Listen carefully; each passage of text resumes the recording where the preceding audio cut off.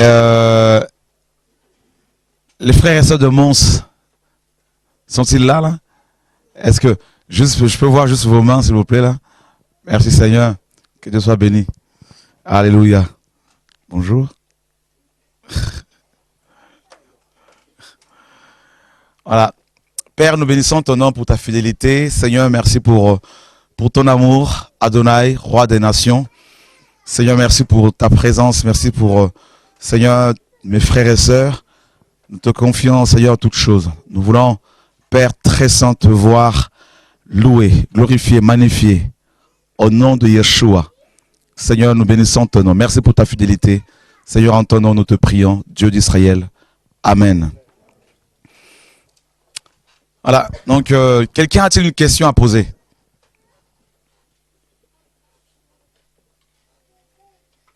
Oui.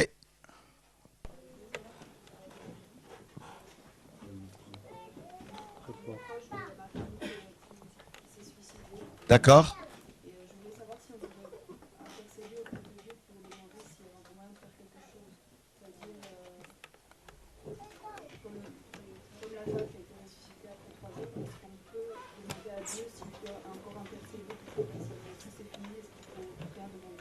La personne s'est suicidée.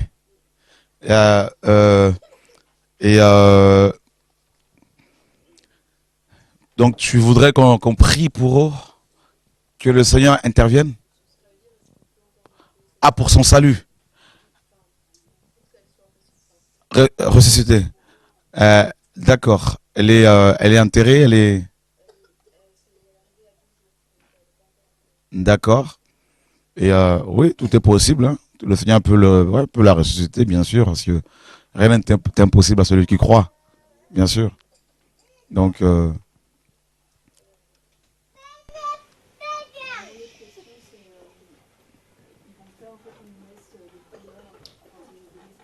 d'accord.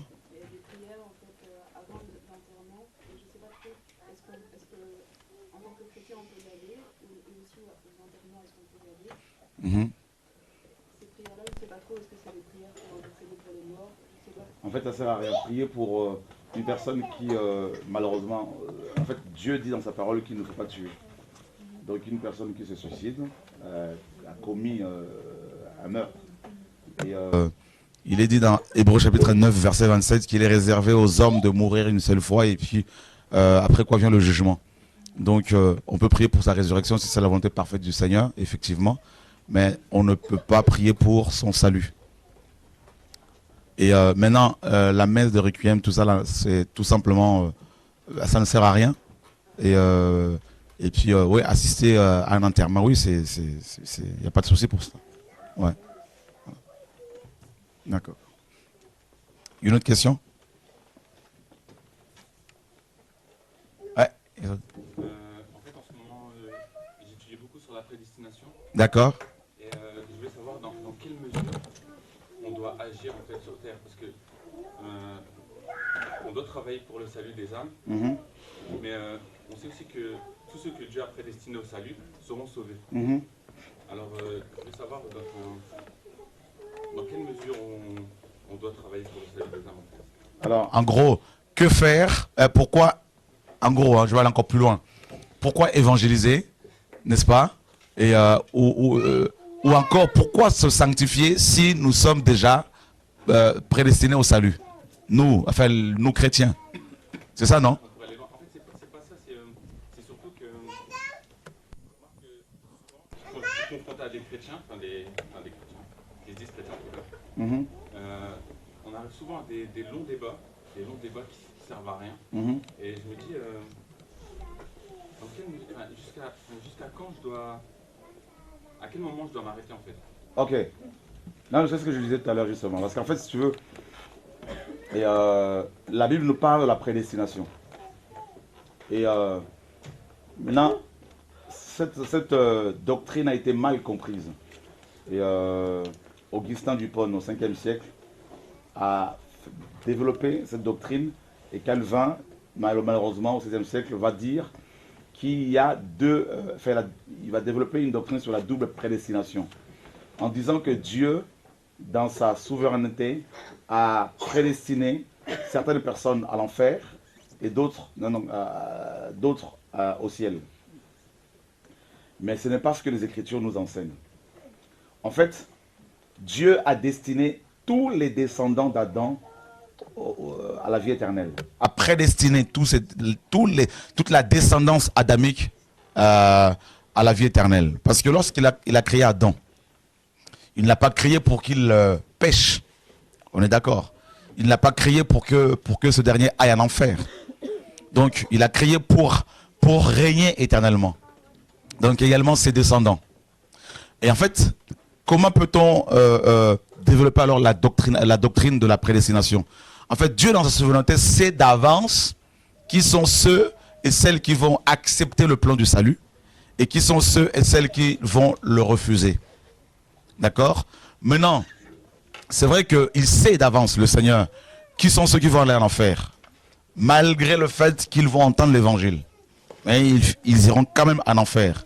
Alors que doit-on faire vis-à-vis de ces personnes? Doit-on se taire ou quand même leur annoncer l'évangile? S'il faut l'annoncer pour ne pas qu'elles disent lors du jugement qu'elles n'avaient pas entendu.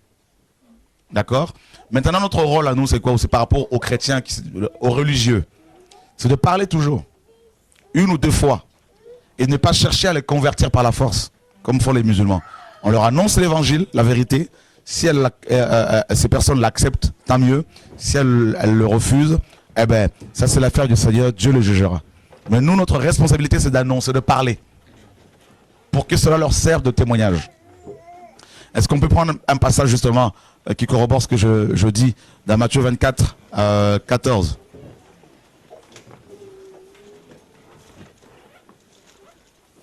Matthieu 24, 14.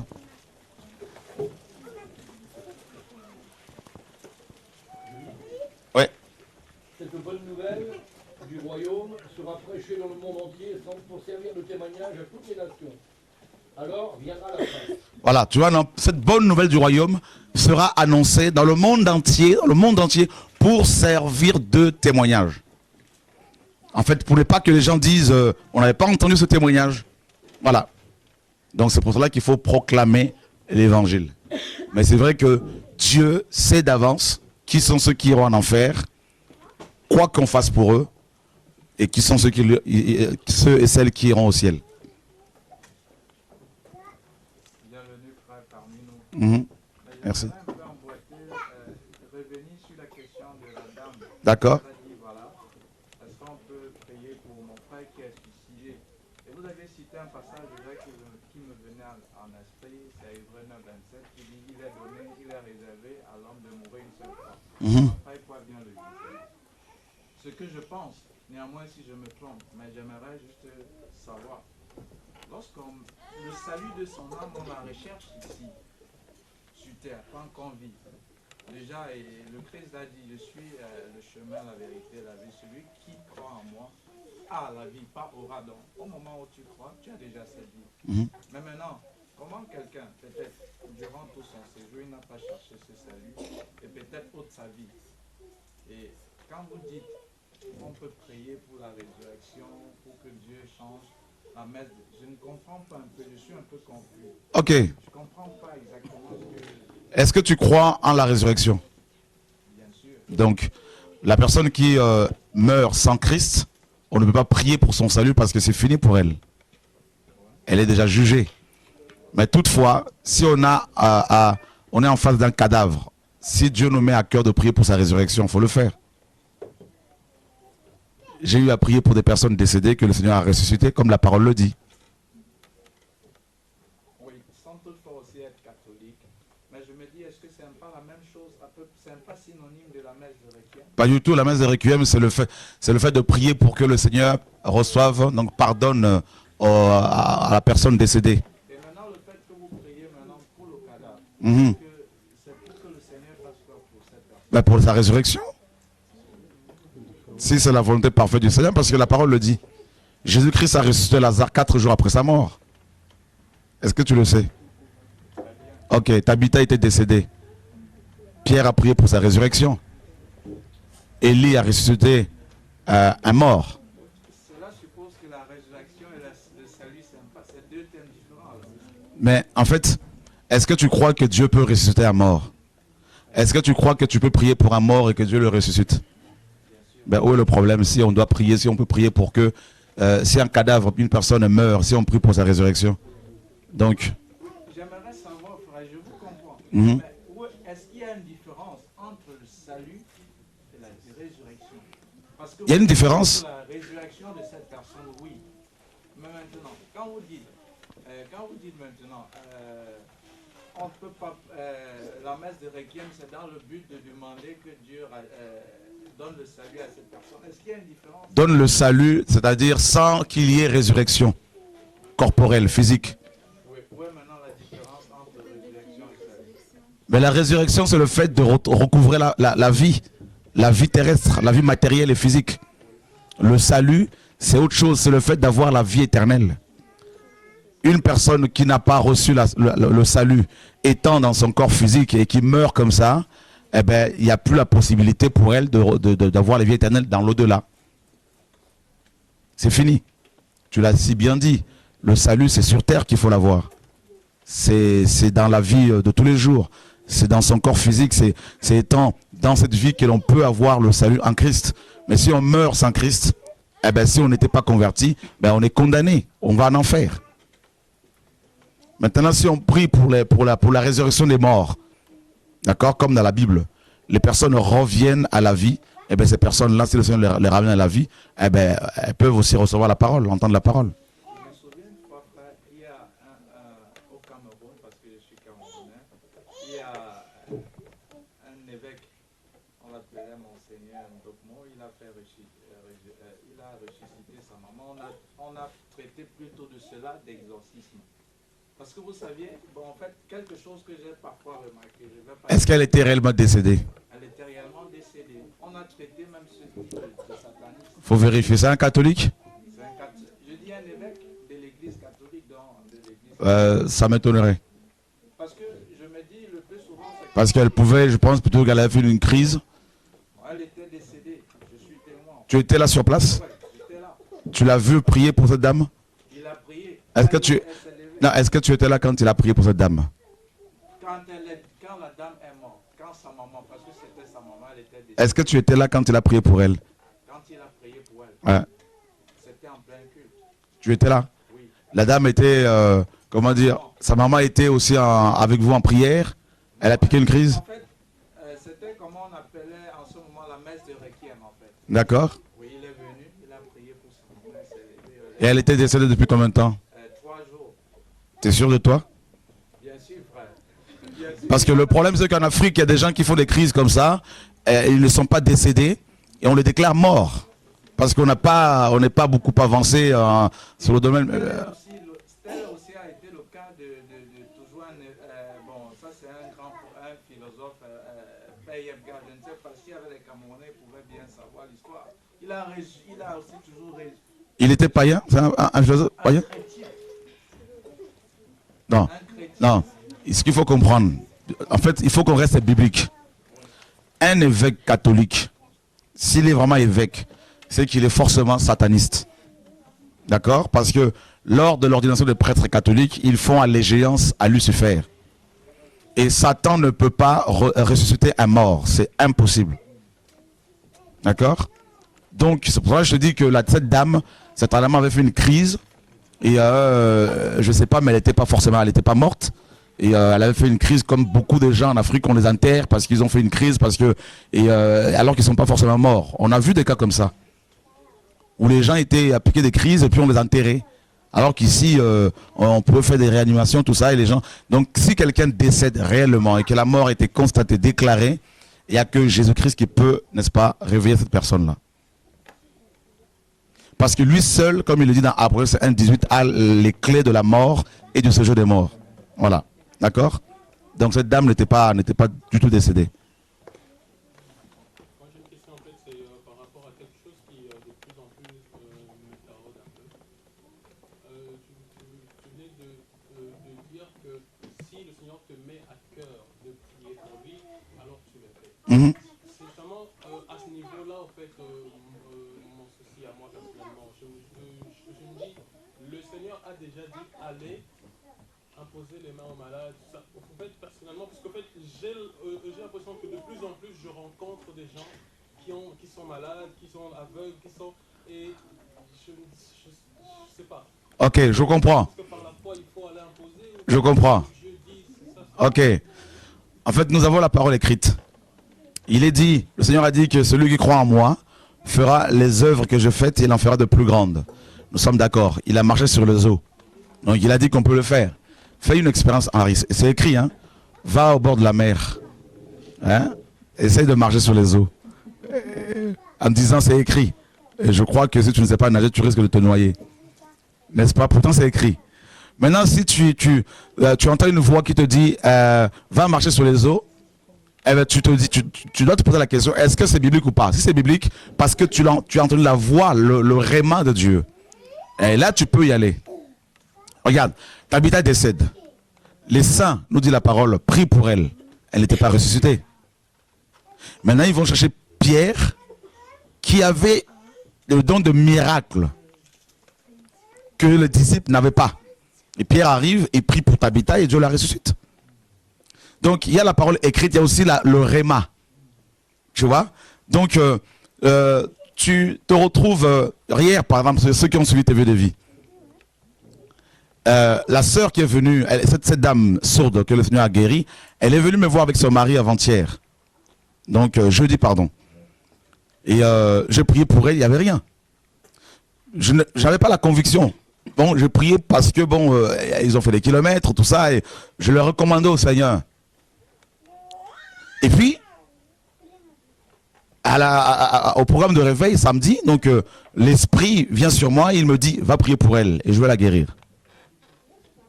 Tu vois? Donc, Dieu est souverain. Il faut être à l'écoute de son esprit. Il y a la parole écrite, mais aussi le réma. Le réma, c'est la volonté de Dieu parfaite pour cet instant-là. Tu vois? Je prends un autre exemple. Le Seigneur a dit que nous allons guérir les malades. Ok, mais pourtant nous prions pour les malades, mais tous ne sont pas guéris. Il y a plusieurs raisons. Premièrement, il y en a qui n'ont pas foi. Donc certains malades n'ont pas assez de foi pour être guéris. D'autres, c'est des gens qui prient qui n'ont pas foi en Dieu. Et encore, une autre hypothèse, c'est la volonté parfaite du Seigneur. Dieu ne veut pas que la personne soit guérie tout de suite. Cette maladie, c'est peut-être pour l'enseigner, c'est pour lui apprendre quelque chose. Donc toi, tu viens, tu pries, même si tu as l'onction, mais la personne ne sera pas guérie parce que ce n'est pas la volonté parfaite du Seigneur pour ce moment-là. Job était malade. Et tu pouvais prier pour lui, hein, et ce n'est pas pour autant qu'il allait être guéri. Le Seigneur seul allait le guérir en son temps. Donc il y a aussi la souveraineté de Dieu. Voilà. Je ne sais pas si tu as... Oui, parce qu'en fait, dans ce cas-là, pour ma part, j'aurais l'impression que chaque fois que je serai devant un malade, parce que volontairement, j'ai toujours cette envie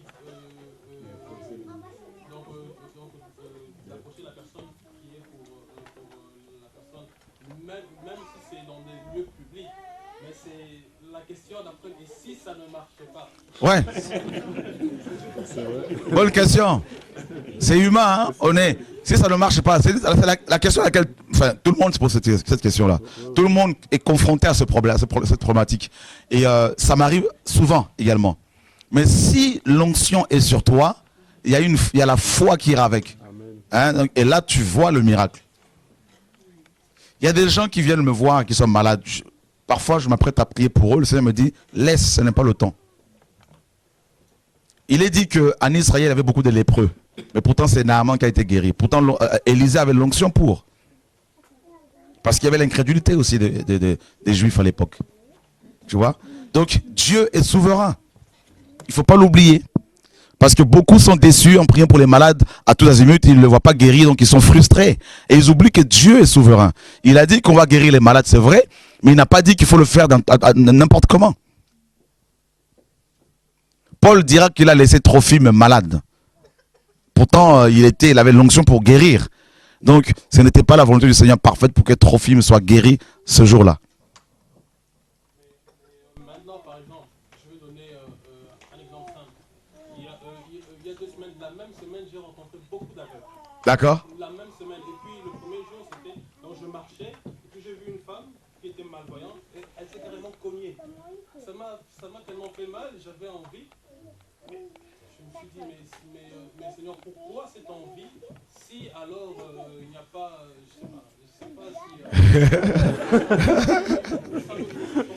si... Ok, c'est normal. Mais en fait, moi je te dirais plutôt, on doit plutôt être frustré parce que, enfin, dans la compassion par rapport à leur salut plutôt que par rapport à leur guérison. À quoi bon apporter la guérison aux gens physiques si ils n'ont pas la vie éternelle? Pas toujours. Après tant de miracles qu'il avait fait au milieu d'eux, ils ne croyaient toujours pas en lui. C'est écrit. Tu vois? Combien de gens n'avons-nous pas, pour qui on n'a pas prié, qui étaient malades, guéris, tout ça, et puis ensuite on le voit en train de faire n'importe quoi. Tu vois? Peut-être que Dieu veut que cette personne soit aveugle pour ne pas qu'elle ait affaire à la convoitise, afin d'être sauvée. Toi tu viens, tu pries pour elle, et puis elle commence à voir, et puis ah bah dis donc, ah il y a des belles femmes ici là. Tu ne leur rends pas service. Donc tu ne peux pas être plus compatissant que la compassion.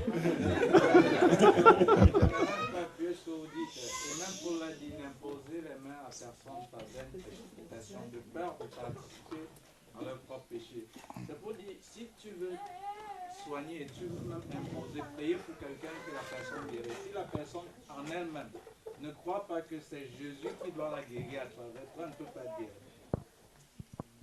C'est point temps. Voilà pourquoi la volonté de Dieu est souveraine. Je voulais ajouter sur en fait. Donc c'est Dieu qui guérit à travers toi, mais ce n'est pas toi qui guéris. Mais il faut que la personne croie. Dis à cette personne, tu crois que Jésus peut te guérir. C'est maintenant Jésus qui agit à travers toi. Voilà. D'autres questions? Oui. Bonjour. Mm-hmm. En fait, ma question est sur la délivrance. Donc, je me demande à quel moment nous sommes véritablement délivrés de toutes sortes de possessions. Parce que je me rends compte pour mon cas que malgré que je me force à me sanctifier, mes nuits ne sont toujours pas paisibles. D'accord. Est-ce que tu as un problème de pardon, par exemple? Non, pas du tout. Ok. Colossiens 1, 12, 13 nous dit que Dieu nous a délivrés lors de la conversion. Paul disait, béni soit le Dieu de notre Seigneur Jésus-Christ. Donc, béni soit Dieu, le Père de notre Seigneur Jésus-Christ, qui nous a délivrés de la puissance des ténèbres. Et il nous a transportés dans le royaume de son Fils bien-aimé, en qui nous avons la rédemption, le pardon de nos fautes. Donc on est délivré des démons lors de la conversion. Mais le problème c'est que dans nos églises, beaucoup ne sont pas convertis. On a plus de personnes qui ont fait une adhésion intellectuelle que des véritables convertis. Donc c'est pour cela que ces chrétiens sont toujours possédés. Tu vois? Mais quand on est converti, comme quand un enfant vient au monde, donc qu'est-ce qu'on fait? On coupe le cordon ombilical. Donc lors de la conversion, on est délivré des démons. Et si beaucoup de chrétiens sont encore possédés, c'est parce que beaucoup ne sont pas convertis. Ça c'est la première hypothèse. La deuxième hypothèse, c'est que beaucoup sont réellement convertis, étaient convertis, mais ces personnes ont ouvert des portes en dormant sur la colère, tout ça, et les démons qui étaient sortis lors de la conversion, sont revenus beaucoup plus nombreux qu'avant.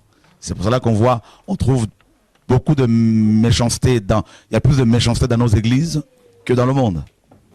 Parce que ces chrétiens sont doublement possédés. Voilà. Mais quand on est rempli de l'esprit, on ne peut pas être, dérangé comme ça la nuit. On a le repos. Bien sûr, on a des attaques, mais Dieu nous donne la paix. Voilà. Est-ce que dans ces attaques-là, on vous atteint? Vous pouvez être attaqué, mais sans être atteint. Tout à fait. Que 1000 tombent à ta gauche, 10 000 à ta droite, tu ne seras point atteint, nous dit la parole. Maintenant, si tu es atteinte par des attaques de l'ennemi, il faut poser la question au Seigneur. Et il te dira. Peut-être qu'il y a des portes que tu as ouvertes, que tu ignores toi-même. Voilà.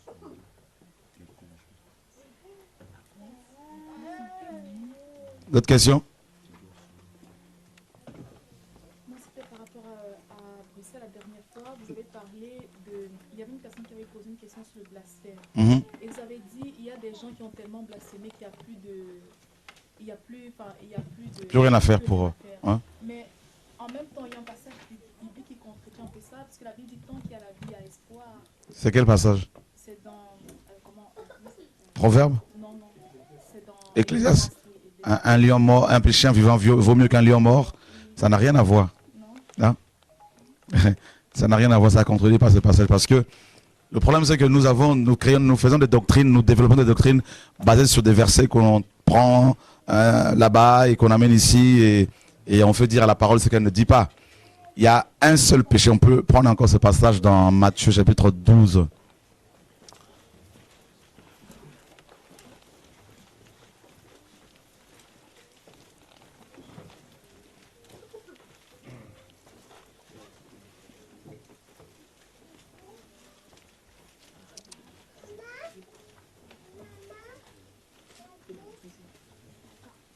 Ouais.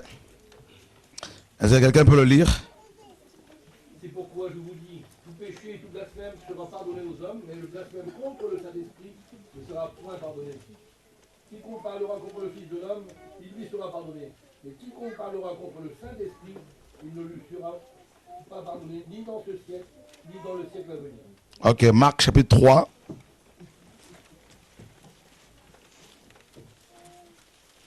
Verset 29.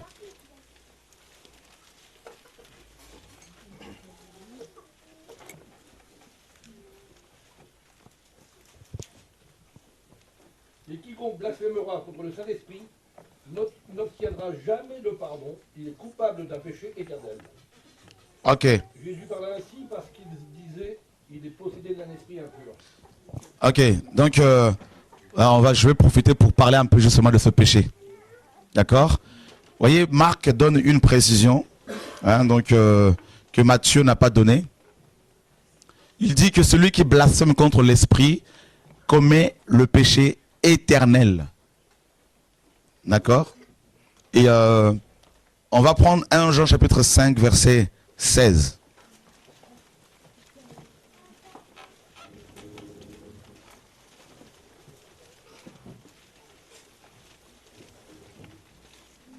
Si quelqu'un voit son frère commettre un péché, qui ne mène point à la mort, qu'il prie, et Dieu donnera la vie à ce frère.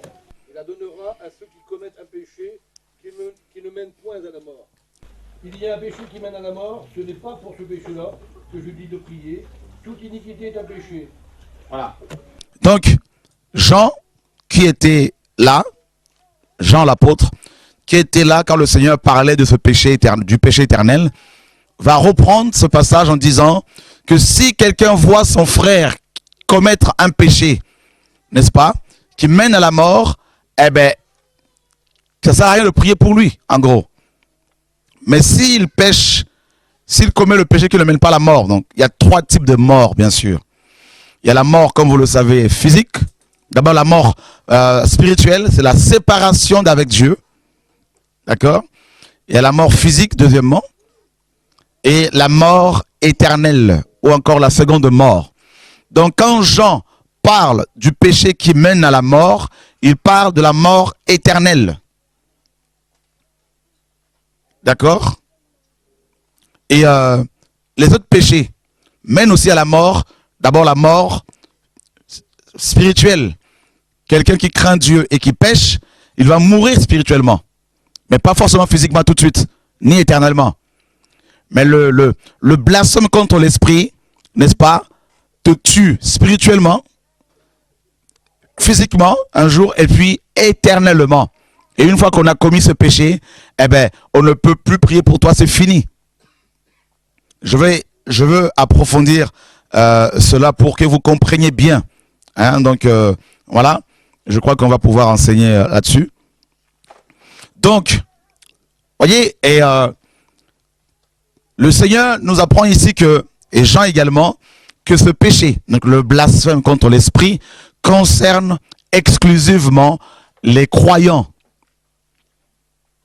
Parce que quand le Seigneur a parlé de ce péché, il en a parlé, n'est-ce pas, avec les Juifs qui avaient reçu la Torah, qui connaissaient la loi. Donc, on ne peut pas parler de ce péché aux païens, par rapport aux païens, parce qu'ils n'ont pas la connaissance, ils n'ont pas l'éclairage, on verra ça tout à l'heure. Et c'est le seul péché impardonnable. Alors, qu'est-ce que, concrètement, ce péché-là? Ça commence d'abord par l'attribution des œuvres de Dieu à Satan. Voilà pourquoi. Si vous n'êtes pas éclairé, ou si vous ne savez pas quel est l'esprit qui travaille avec un ministère, n'allez pas rapidement attribuer ses œuvres au diable. Parce que le blasphème contre l'esprit commence par, n'est-ce pas, ce péché. On attribue à Satan l'œuvre de Dieu. Et quand Yeshua est venu, on nous dit qu'il a reçu l'esprit, il avait reçu l'esprit sans mesure. Et tout ce qu'il a fait, la prédication, les guérisons, les miracles, tout ce que le Seigneur faisait, comme vous le savez, il le faisait sous, n'est-ce pas, l'influence de l'Esprit de Dieu.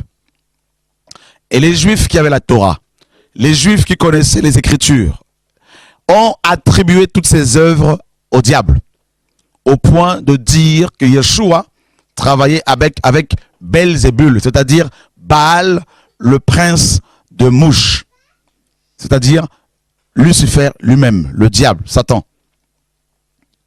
Et c'est pour cela que Yeshua disait que ces hommes, donc les pharisiens, les scribes et les chefs des Juifs, les sadducéens notamment, qui attribuaient ces œuvres à Satan, le Seigneur disait que ces hommes avaient commis le péché éternel. Alors, si le péché contre l'esprit se limite à l'attribution des œuvres de Dieu à Satan, ça veut dire que nous sommes tous mal barrés parce que nous avons tous, plus ou moins, attribué un ministère, les œuvres d'un ministère à Satan, parce qu'on n'avait pas la connaissance. Donc, ce péché ne se limite pas seulement, ça c'est le début, c'est le premier pas.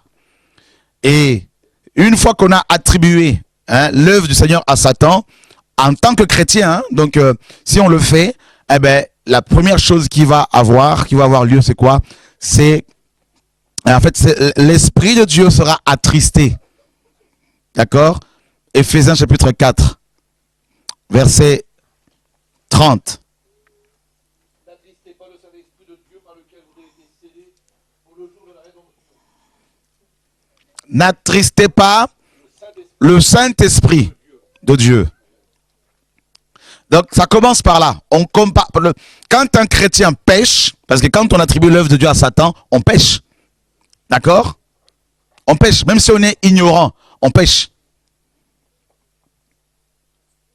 Moi je vois des gens, combien de pasteurs, combien de chrétiens, n'est-ce pas, attribuent l'œuvre que Dieu fait dans nos vies, dans ma vie, à Satan. Eh bien, l'esprit à chaque fois est attristé. Et c'est un ordre, hein? N'attristez pas le Saint-Esprit de Dieu.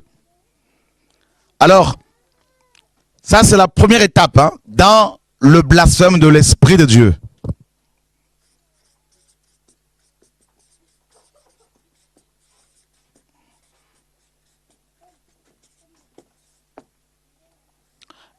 L'Esprit est attristé.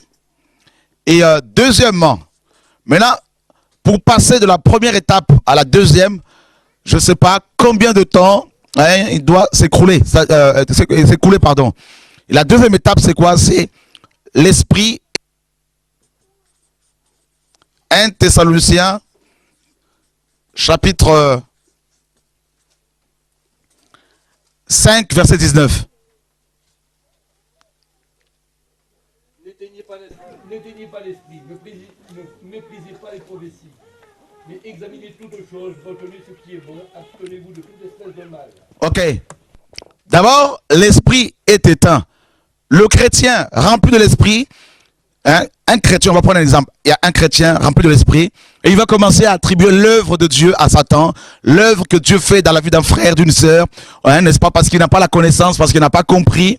Et il va commencer, parce qu'il écoute à gauche, à droite, il va commencer à attribuer ce ministère, cette onction à Satan. L'esprit qui est en lui, donc, est attristé. Ce chrétien peut, pendant 5 ans, attribuer cette œuvre, l'œuvre d'un frère, d'une sœur à Satan. Et pendant 5 ans, l'esprit est attristé. Et il n'est pas forcément éteint, mais il est... Parce que Dieu est patient. Il prend son temps pour nous interpeller, pour nous ramener à la raison. L'esprit est attristé.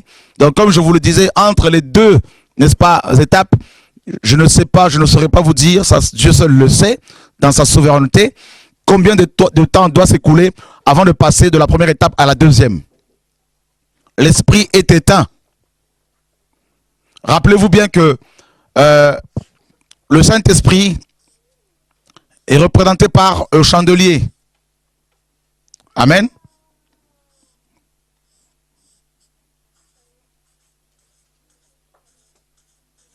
Voilà, le chandelier, c'est l'image de l'église, comme vous le savez.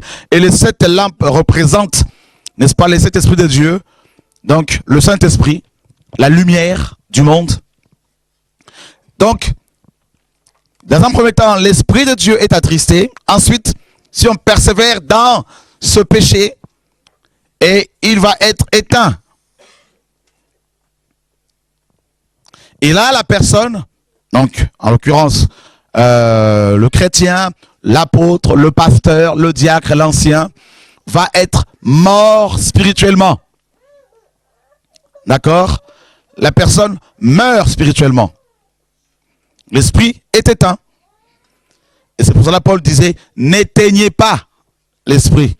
Et il disait à Timothée, dans 1 Timothée, 2 Timothée chapitre 1er, verset 6, qu'est-ce que Paul disait là?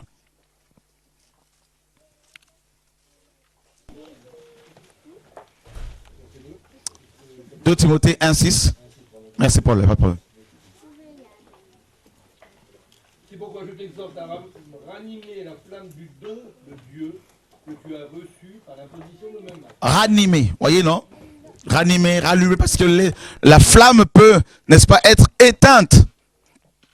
D'accord?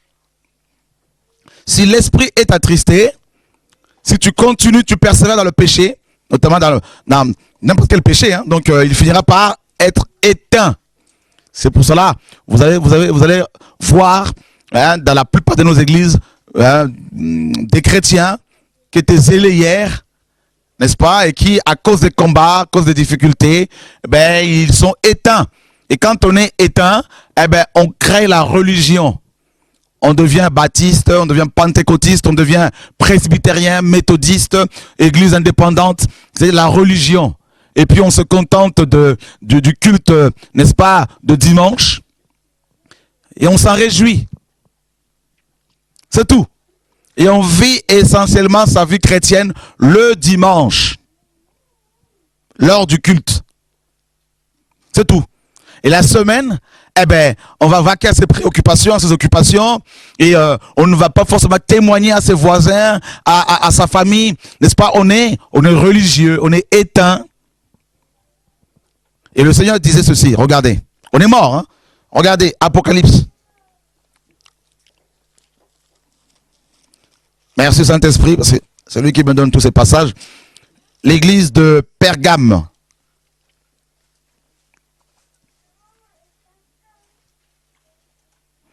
Oh Seigneur, aide-nous. Apocalypse chapitre 3.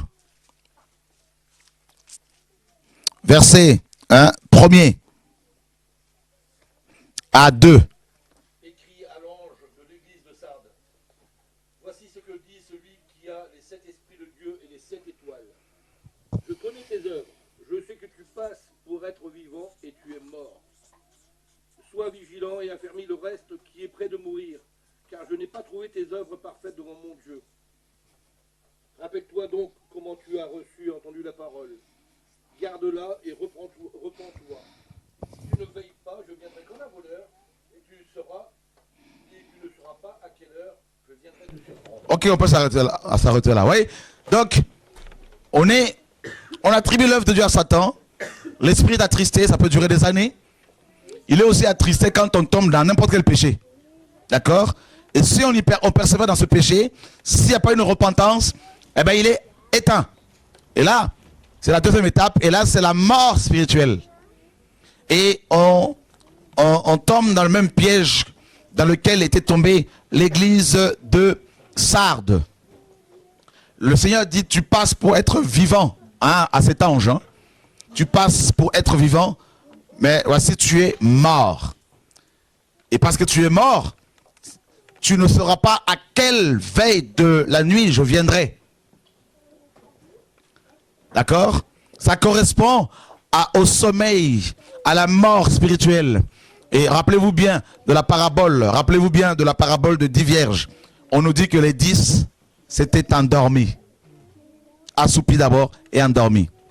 Alors nous avons dans la plupart de nos églises, justement, malheureusement, actuellement, des chrétiens endormis. Si Dieu vous ouvre les yeux spirituels, vous verrez qu'ils ronflent. Ils sont endormis. Mais pourtant, il est dit ici, le Seigneur dit à cet ange, tu passes pour être vivant, mais tu es mort. Ça veut dire quoi? Ça veut dire que tu as d'une bonne chorale, hein, tu joues de la musique, la guitare, du piano, tout ça, vous dansez avec vos drapeaux, tout ça, mais vous êtes mort. Donc, il y a beaucoup d'agitation, n'est-ce pas? Beaucoup, et les gens sont morts, ils sont morts. Pourtant, ils proclament haut et fort qu'ils sont chrétiens, qu'ils sont réveillés, mais en fait, ils sont morts.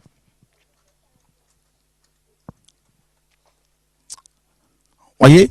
La mort, c'est grave, hein? Et ce qui est grave aussi, c'est quoi? C'est que beaucoup de personnes qui se convertissent dans ces églises, ils naissent, donc ces hommes et ces femmes, dans la mort.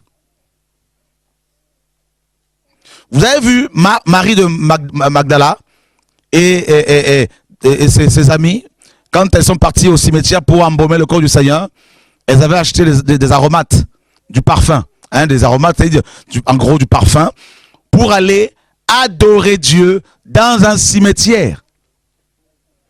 C'est l'état de nos églises. Ce sont des cimetières.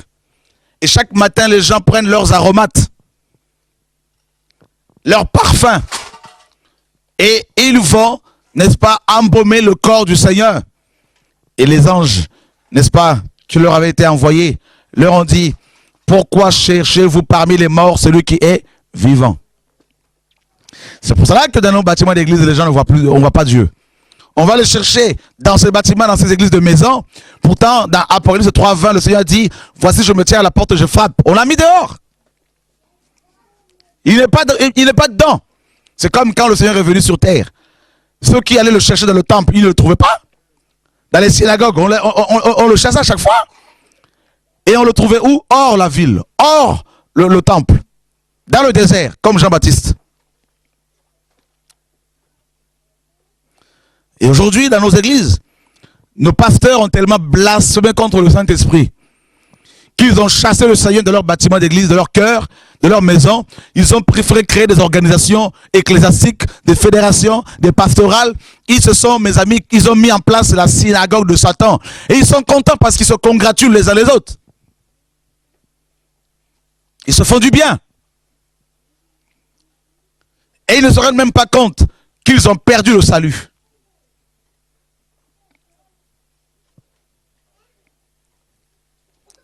Frère, je me suis rendu compte de quelque chose. Je continue dans l'enseignement sur le blasphème. Hein. Donc, voilà.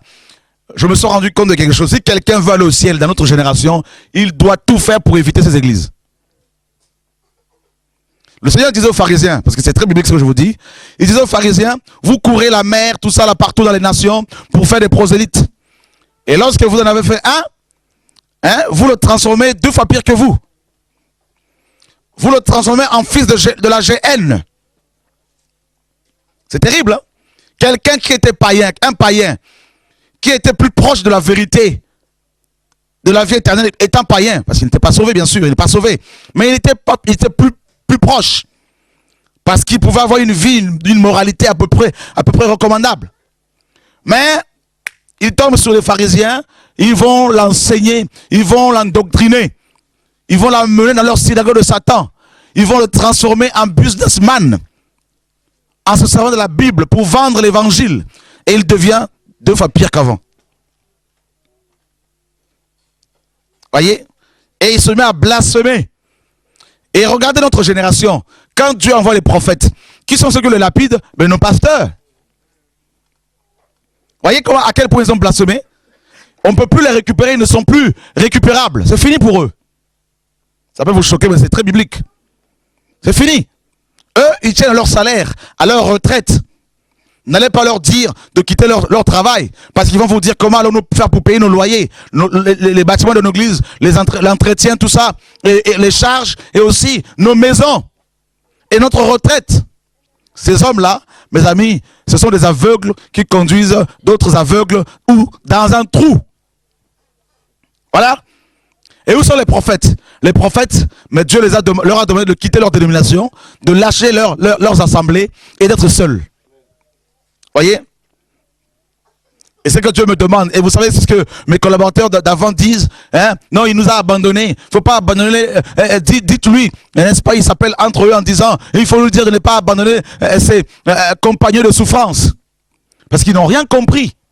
Eux, ils veulent quoi? Nos chrétiens d'aujourd'hui, ils veulent la tour de Babel. Ils veulent quoi? Ils veulent que les prophètes soient l'épicentre, mes amis, de leur tour de Babel. Ils ne veulent pas de Jésus. Voyez? Ils sont là comme des loups ravisseurs cruels, cherchant les âmes à récupérer pour commencer leurs églises de maison, pour leurs entreprises. C'est tout ce qu'ils veulent. Voyez, frère, cette génération, elle est corrompue. Vous voyez, c'est l'église de Laodicée, elle est corrompue, cette génération. Elle est corrompue, frère. Vous voyez, Laodicée dit quoi? Laodicée dit, je suis riche, je me suis enrichi, je n'ai besoin de rien. Vous voyez, Laodicée dit quoi? Regardez mes bâtiments, regardez nos assemblées. Nous avons construit des assemblées avec des vitraux. Nous avons construit des assemblées, mes amis, avec des chaises, hein, n'est-ce pas, en cuir. Vous voyez, des bâtiments énormes. Mais le Seigneur dit, tu es misérable, tu es aveugle, tu es nu. Voilà l'église de Laodicée. C'est une église qui a blasphémé. Elle a commis le péché éternel, impardonnable. Il n'y a plus rien à faire. Voyez, frère, cette génération, vous voulez aller au ciel? Vous voulez aller au ciel, frères et sœurs? Alors évitez ces églises. Voyez? Ne me dites pas, frère, c'est dans quelle église maintenant? Tu nous recommandes laquelle? Moi, j'ai plus d'église, frère. J'ai plus d'église. Je pars ici et là, comme là, la montre pour crier, simplement. Mais j'ai plus d'église. Fini ça. Mon église, c'est l'assemblée céleste. Quand on se rencontre avec des frères et sœurs, on partage. Voilà. C'est ça le royaume. C'est le royaume maintenant. Il faut qu'on sorte de nos prisons. Voyez? On passe à être vivant. On est là, on acclame alors que c'est rempli d'hypocrites. Voyez? D'hypocrites qui sont là, qui se battent pour les titres, les ministères, qui sont là pour démontrer leur connaissance, tout ça là, parce qu'ils sont là aux aguets. Dès qu'ils tombent sur un frère qui est faible, une sœur qui est faible, eh bien ils vont lui mettre le grappin dessus pour le contrôler. Voilà nos églises. Voyez? Les gens ont blasphémé, ils sont morts spirituellement. Ça chante, ça loue, ils sont en soutane, ils sont en costume et cravate. Ils sont, mes amis, en soutane, les chantres. Vous avez à l'américaine, du gospel, mais ils sont morts. Voyez, ça cache, leur soutane cache leur saleté en dessous. Voyez? C'est comme Adam, qui était nu, qui avait perdu son vêtement. Le vêtement que le Seigneur lui avait donné la gloire, la nuée. Et maintenant, il va se faire des vêtements avec des feuilles de figuier. Voyez? Pour pouvoir s'approcher de Dieu avec des feuilles de figuier. C'est ce que beaucoup de pasteurs font. Ils ont fait des costumes, n'est-ce pas, à leur image, des collets cléricales, des soutanes. Vous savez pourquoi? Pour aller devant Dieu. Mais Dieu voit là une unité, frères et sœurs. Voyez? Voilà notre génération. Et c'est grave. Nos églises ont blasphémé contre l'Esprit de Dieu. Et quand Dieu suscite un mouvement de réveil, eh bien, des religieux cherchent à l'étouffer. Vous voyez, quand Dieu envoie un prophète, des religieux viennent, ils l'entourent comme des crabes pour l'étouffer, pour l'éteindre. Ils veulent se le partager. Ils veulent se l'approprier. Ils veulent s'en accaparer. Voyez, et s'ils refusent, eh ben on le tue avec la langue. On le lapide. Voilà notre génération. C'est rempli d'impudiques qui chantent, qui font des albums. C'est rempli de voleurs qui font des coffrets d'enseignement et qui les vendent.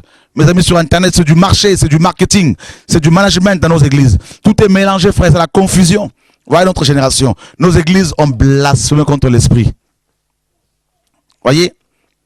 C'est la confusion. Cette nuit, jusqu'à 3 h du matin, Dieu ne voulait pas que je dorme. Il fallait que je parle en langue, il fallait que je travaille l'église de Laodicée, l'église, mon prochain livre. C'est terrible. Tu vois à quel point nos églises sont malades. Frères et sœurs, on fait l'apologie des bâtiments, mes amis, à la gloire des hommes, des maisons, d'églises. On fait l'apologie des ministères. On fait l'apologie de nos églises. N'est-ce pas? On prêche nos églises. Venez prier chez nous dans notre église. Vous allez voir notre pasteur, il prêche bien. Venez dans notre église, vous serez délivrés. Venez, vous allez voir. Vous voyez? Et ces gens qui parlent ainsi ne connaissent pas le royaume, frères et sœurs. Leur mentalité ne change pas. Vous voyez? Ils n'ont qu'une seule vision, c'est l'argent, argent, enrichissement personnel. Vous voyez, tout ça là, c'est Laodicée, frère, c'est Laodicée. Vous voyez, les gens ont blasphémé contre l'esprit. Vous voyez, ils ont chassé l'esprit, ils l'ont remplacé par la liturgie. Ils l'ont remplacé par leur méthode. Ils l'ont remplacé par leur système. Vous voyez, tous les dimanches, on sait comment ça fonctionne. Vous voyez, donc c'est grave. Et ces églises-là, mes amis de Laodicée, sont remplies de consommateurs, des chrétiens qui vont toujours pour consommer, jamais pour partager, mais pour recevoir, comme des bouteilles vides qui doivent être remplies toutes les semaines. Et à la fin de chaque semaine, elles se vident. De nouveau, il faut se faire remplir par des pasteurs qui, eux, se disent être professionnels et parce qu'ils ont un salaire à cause de vous. Vous voyez, frère? Donc, on a tous, beaucoup ont blasphémé contre l'esprit. Et Dieu dit, ils paraissent être vivants, mais ils sont morts. Ils vont dans les assemblées, ils sont bien habillés, ils sont propres, ils sont maquillés, ils sont parfumés. Mais la semaine, frère, ils vont se servir des papiers d'autrui pour aller travailler pour les Africains, pour les étrangers. Ils vont envoyer leur passeport en Afrique pour faire venir leurs copains, leurs copines, leurs neveux, leurs tantes, qu'ils déclarent être et ils font venir leurs nièces, qu'ils déclarent être leurs filles biologiques.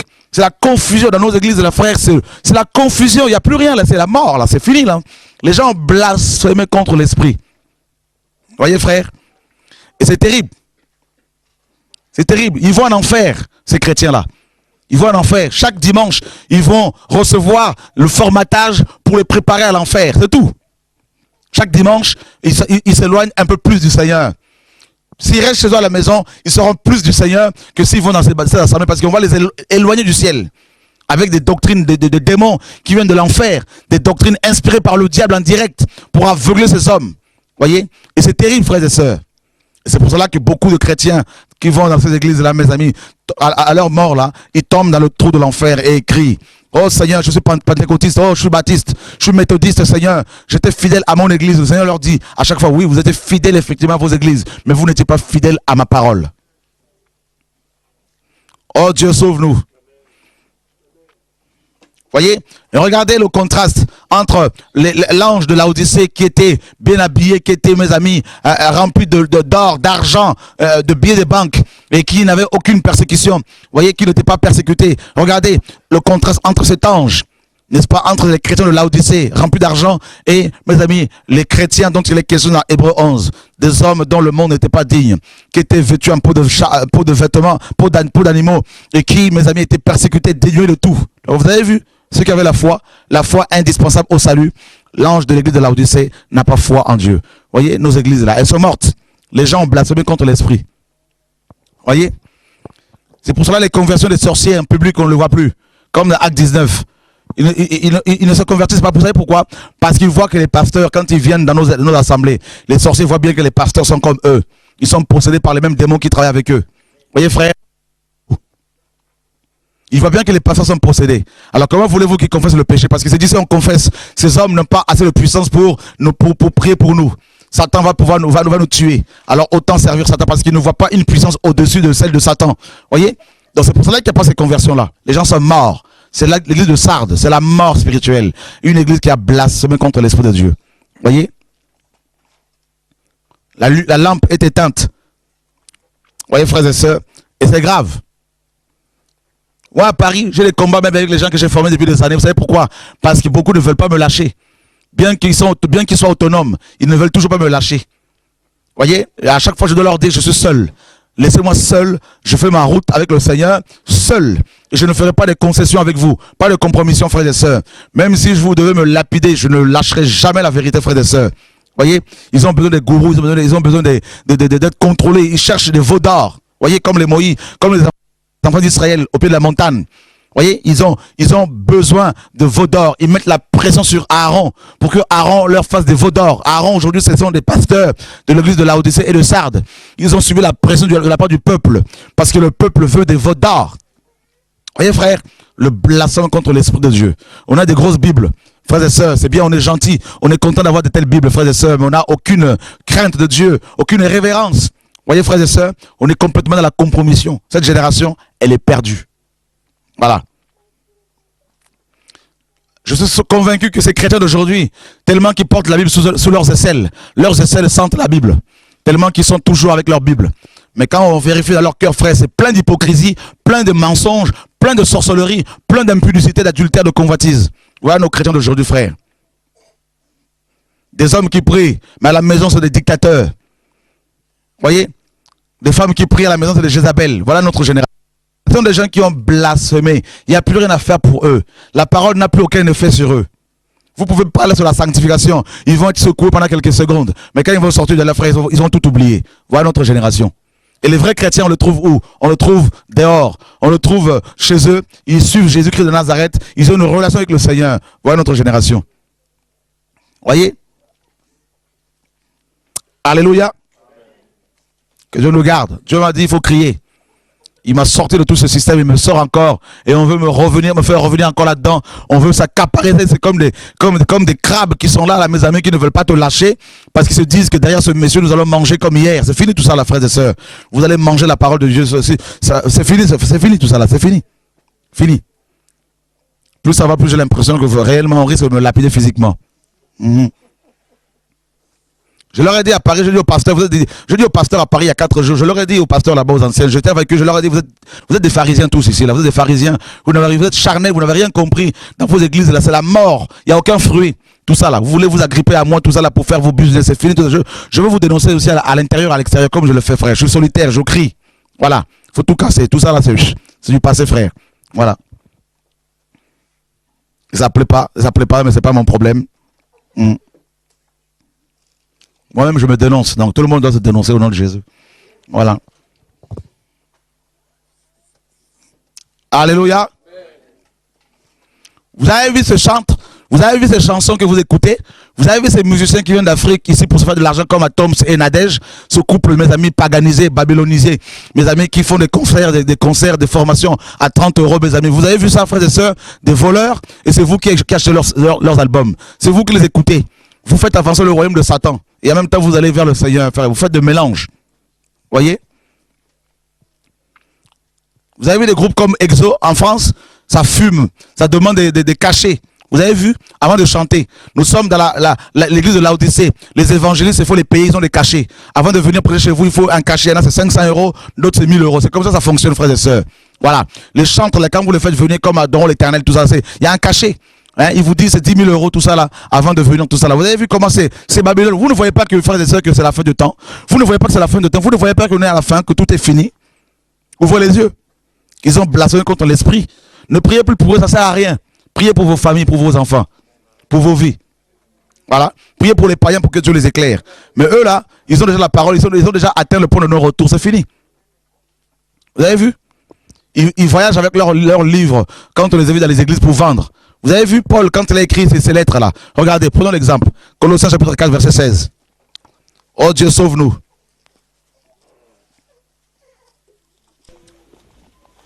Oh, que cette vidéo soit diffusée partout, frère. Je sais que ma tête est recherchée, c'est pas mon problème. De toute façon, j'aime la guerre spirituelle, j'aime ça. Alléluia, gloire à Dieu. Lorsque cette lettre aura été lue chez vous, faites en sorte qu'elle soit aussi lue dans l'église des Laodicéens et que vous lisiez à votre tour celle qui vous sera arrivée de Laodicée. Lorsque cette lettre aura été lue chez vous, vendez-la ailleurs. Faites en sorte qu'elle soit aussi lue dans les autres églises. Et à votre tour, lisez aussi la lettre qui viendra de leurs assemblées, en gros. Mais regardez nos bishops d'aujourd'hui, ceux qui écrivent les livres. Quand ils voyagent comme ça, là, ils ont leurs livres qu'ils vendent à chaque fois. Vous avez vu? Allez les voir pour leur demander gratuitement un livre. Ils vous diront, non frère, l'évangile est gratuit, mais l'évangélisation est payante.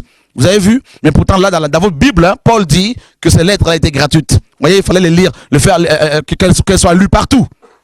Vous avez vu, frère? Alors, quelle Bible avez-vous? Quel évangile avez-vous reçu? Frères et sœurs, c'est pour cela que je vous dis que cette génération va en enfer. Vous n'y croyez pas? Ce n'est pas mon problème. Mais une fois que vous serez en enfer, vous allez vous rappeler de cette parole à chaque fois, pendant l'éternité. Oh Dieu, sauve-nous. Ils ont blasphémé. Nos églises ont blasphémé. Nos pasteurs, la plupart ont blasphémé. Les chantres ont blasphémé. Vous allez leur prêcher l'évangile, ils vous diront, frère, laissez-nous tranquilles. Voyez? Dieu les frappe, mais ils ne prennent pas. Ils ne comprennent pas. Voyez, frère, ils sont déjà aveuglés. C'est fini pour eux. Ils ont blasphémé contre l'esprit. Comme les pharisiens. Vous avez vu? Avec Jésus. Il n'y a rien à faire. Rien. Rien à faire. Vous avez vu les lettres de Paul? Paul, quand il écrivait ses lettres, il les envoyait par ses équipiers apostoliques. Il y en a qui pouvaient faire 1 mois de route. Hein, 1 mois. Parce qu'il prenait le bateau, tout ça là, 1 mois. Vous savez, quand Paul est allé à Rome, il a mis une semaine, hein, n'est-ce pas? 1 mois. Et regardez, s'il devait vraiment taxer, mes amis, les frères et sœurs, qui recevaient ces lettres, ils paieraient plus que nous aujourd'hui. Voyez? Mais aujourd'hui, nous avons le net. On peut envoyer facilement nos livres sous format électronique, PDF, tout ça, en un clin d'œil, et gratuitement. Mais qu'est-ce que nous faisons? C'est de la vente que nous faisons, frères et sœurs. Voyez? Nous sommes pires que les autres, pires que les Juifs sous Moïse. Parce que nous sommes sous la grâce. Nous avons l'esprit. Nous avons eu l'esprit à nous, contrairement à eux. Mais nous sommes plus méchants qu'eux. Voyez? Et nous serons plus jugés sévèrement qu'eux. Voyez? Et c'est grave. Les gens ont blasphémé contre l'esprit. Ils se contentent de leur bâtiment d'église. Ils se contentent de dimanche.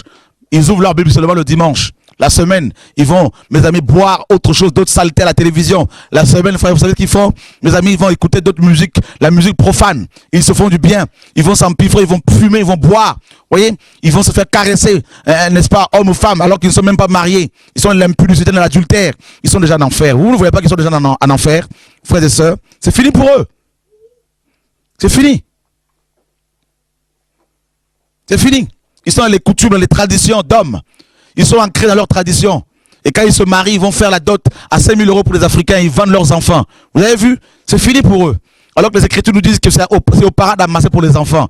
Eux, c'est le contraire. C'est les enfants qui doivent amasser pour eux. C'est la sorcellerie. Vous avez vu? Il n'y a rien à faire pour eux. Leur culture, leurs coutumes, ils sont au-dessus de la parole de Dieu. Vous avez vu comme le Seigneur disait, vous avez annulé la parole de Dieu par vos traditions, vos coutumes que vous avez établies. Vous avez vu? Il n'y a rien à faire. Vous leur donnez rendez-vous, ils vous donnent rendez-vous à 14 h, ils arrivent à 16 h parce que c'est l'heure africaine. Vous avez vu, frère? Il n'y a rien à faire pour eux. Ils sont dans les coutumes, les traditions d'hommes. Il y a une malédiction, ils sont comme maudits par leur tradition. Vous avez vu? Il n'y a rien à faire. Regardez vous-même, ouvrez les yeux. Vous n'êtes pas... Mes amis, vous savez, je vais vous dire une chose. Un des premiers fruits que l'on voit chez un chrétien, c'est quoi? C'est l'humilité, parce que Dieu lui-même est la personne la plus humble. N'est-ce pas? L'être le plus humble. Il a tout créé, mais on ne le voit pas. Mais regardez nos pasteurs aujourd'hui. Ils sont orgueilleux. Ils sont hautains. Quand ils ont 3, 4, 5 églises, on ne peut même plus leur parler. Ils sont arrivés. Ils sont même pas accessibles. Voyez? Il est beaucoup plus facile de voir les bourgmestres, les maires de nos villes, hein, que nos pasteurs. On ne voit même pas l'humilité, frère. On ne voit même pas la crainte de Dieu. Voyez? C'est clair, c'est terrible. Or, l'orgueil, mes amis, l'orgueil est un fruit qui se manifeste facilement dans la vie des satanistes. Parce que Satan est orgueilleux. Voyez, il s'est rebellé contre Dieu à cause de l'orgueil. Voyez? Les fruits, on reconnaît un arbre à ses fruits. Vous voyez vous-même que c'est fini nos églises là. C'est fini, frère. C'est fini. Vous voulez aller en enfer? Fréquentez-les. La communion fraternelle, oui, c'est biblique. Avec des frères et sœurs qui craignent Dieu. 2, 3, 4, 5 personnes, oui. Mais nos assemblées là, où mes amis, remplies de monde là, c'est fini. Vous avez vu hier à la réunion de réveil, les enfants qui étaient là à la sorcellerie. Mais si Dieu n'est pas là, ces enfants là vont continuer à ensorceler tout le monde. Voilà nos églises. Voyez? C'est grave. Les pasteurs sont possédés. Ils sont endormis, ils sont envoûtés par le diable, par les sorciers qui les manipulent. Voyez? Ils n'ont qu'un seul message. Donnez, donnez, donnez, vous serez bénis. Donnez, donnez, vous serez bénis. Venez à l'église tous les dimanches. Soyez fidèles à l'église. Et non à Dieu, mais à l'église. N'est-ce pas? Obéissez à vos conducteurs. N'abandonnez pas vos assemblées. Voilà tout ce qu'ils vous proposent. Voyez?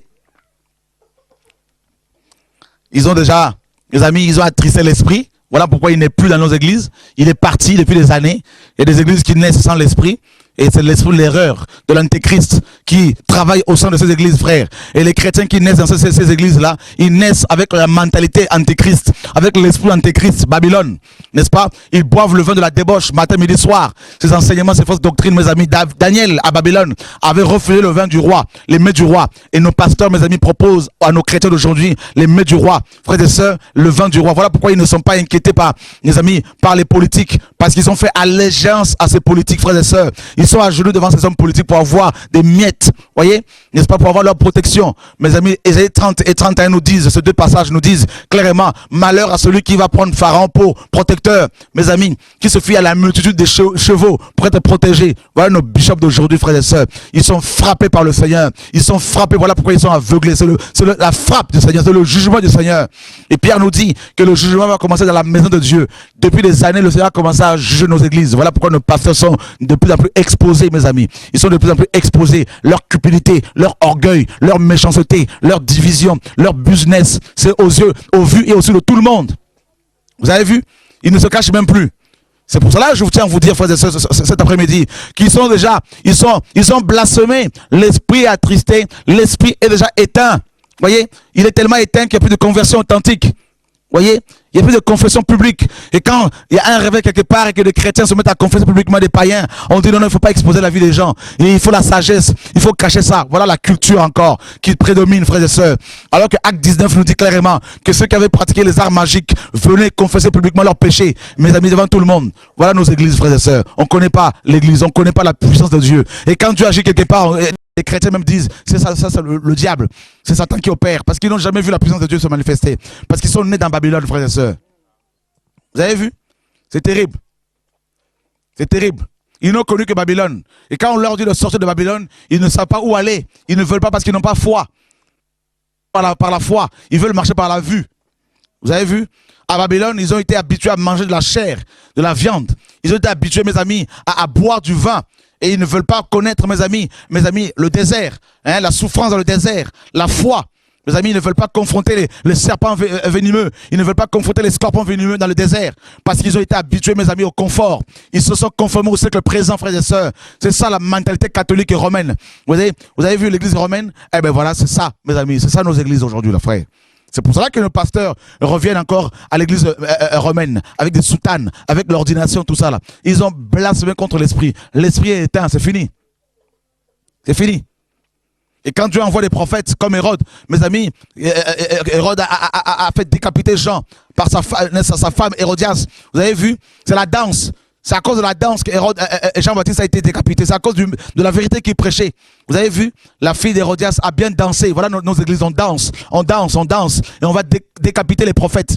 Voyez, vous avez vu la musique dans nos églises, mes amis? Elles paraissent vivantes, mais elles sont mortes. Hein, du Kofi Olomide dans nos églises. Du Magic System dans nos églises. Hein, du Papa Wemba dans nos églises, frères et sœurs. Hein, du Caleb dans nos églises. Vous avez vu de Rally, hein, c'est ça, non? Dans nos églises. Frères et sœurs, c'est Johnny Hallyday dans nos églises. C'est le monde, c'est fini là. Nos églises, là, frère, c'est Satan qui habite là-dedans, là, frères et sœurs. Et vous avez vu dans 2 Thessaloniciens chapitre 2, il est dit que Satan va s'asseoir dans le temple, se proclamant lui-même Dieu.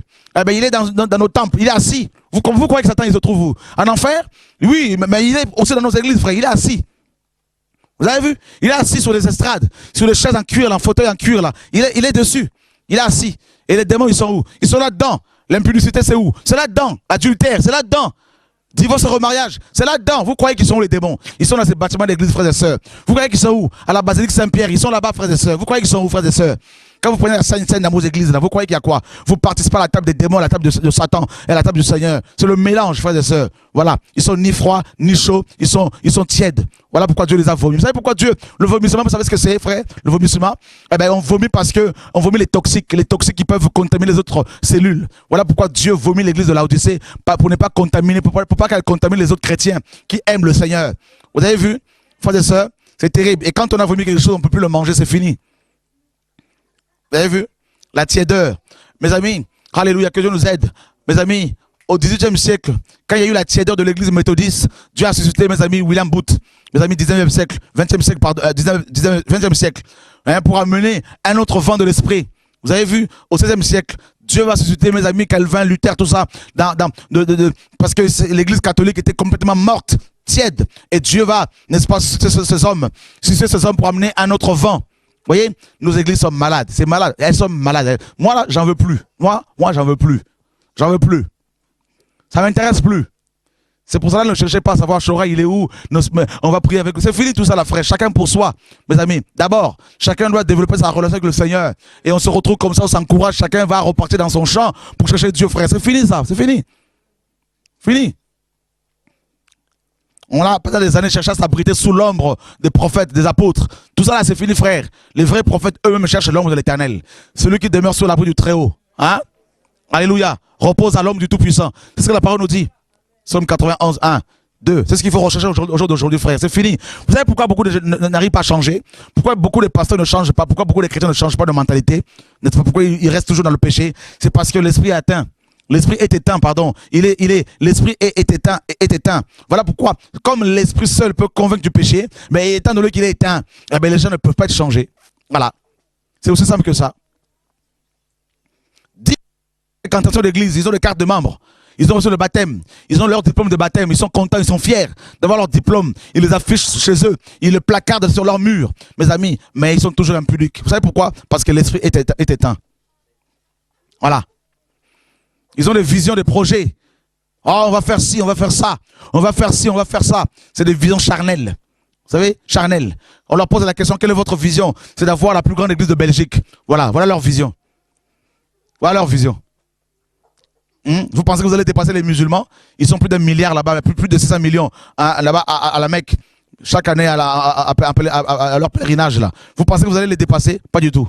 Voilà. Et vous pensez que parce qu'il y a la foule comme ça que Dieu agrée? Non. Voilà. Voilà Babylone. Alléluia. Excusez-moi, je balance, hein, ça tombe sur moi, je balance. Ouais, Dieu est bon. Voilà, que Dieu soit béni. Alors la troisième et dernière étape, mes amis, eh ben, l'esprit est ôté. Vous voyez? L'esprit est ôté. N'est-ce pas? Et nous sommes dans Apocalypse chapitre 2.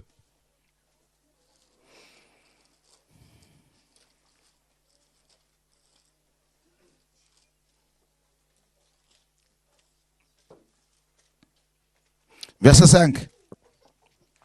Souviens-toi donc de où tu es tombé, repens-toi et pratique tes premières œuvres, sinon je viendrai à toi et je t'aurai ton chandelier de la place, à moins que tu ne te repens.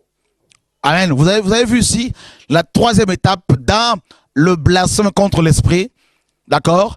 L'esprit qui est ici, là, qui était éteint. Le chandelier était encore là.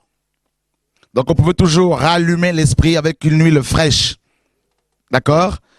Mais étant donné que la personne persévère dans le péché, eh bien l'esprit va être ôté.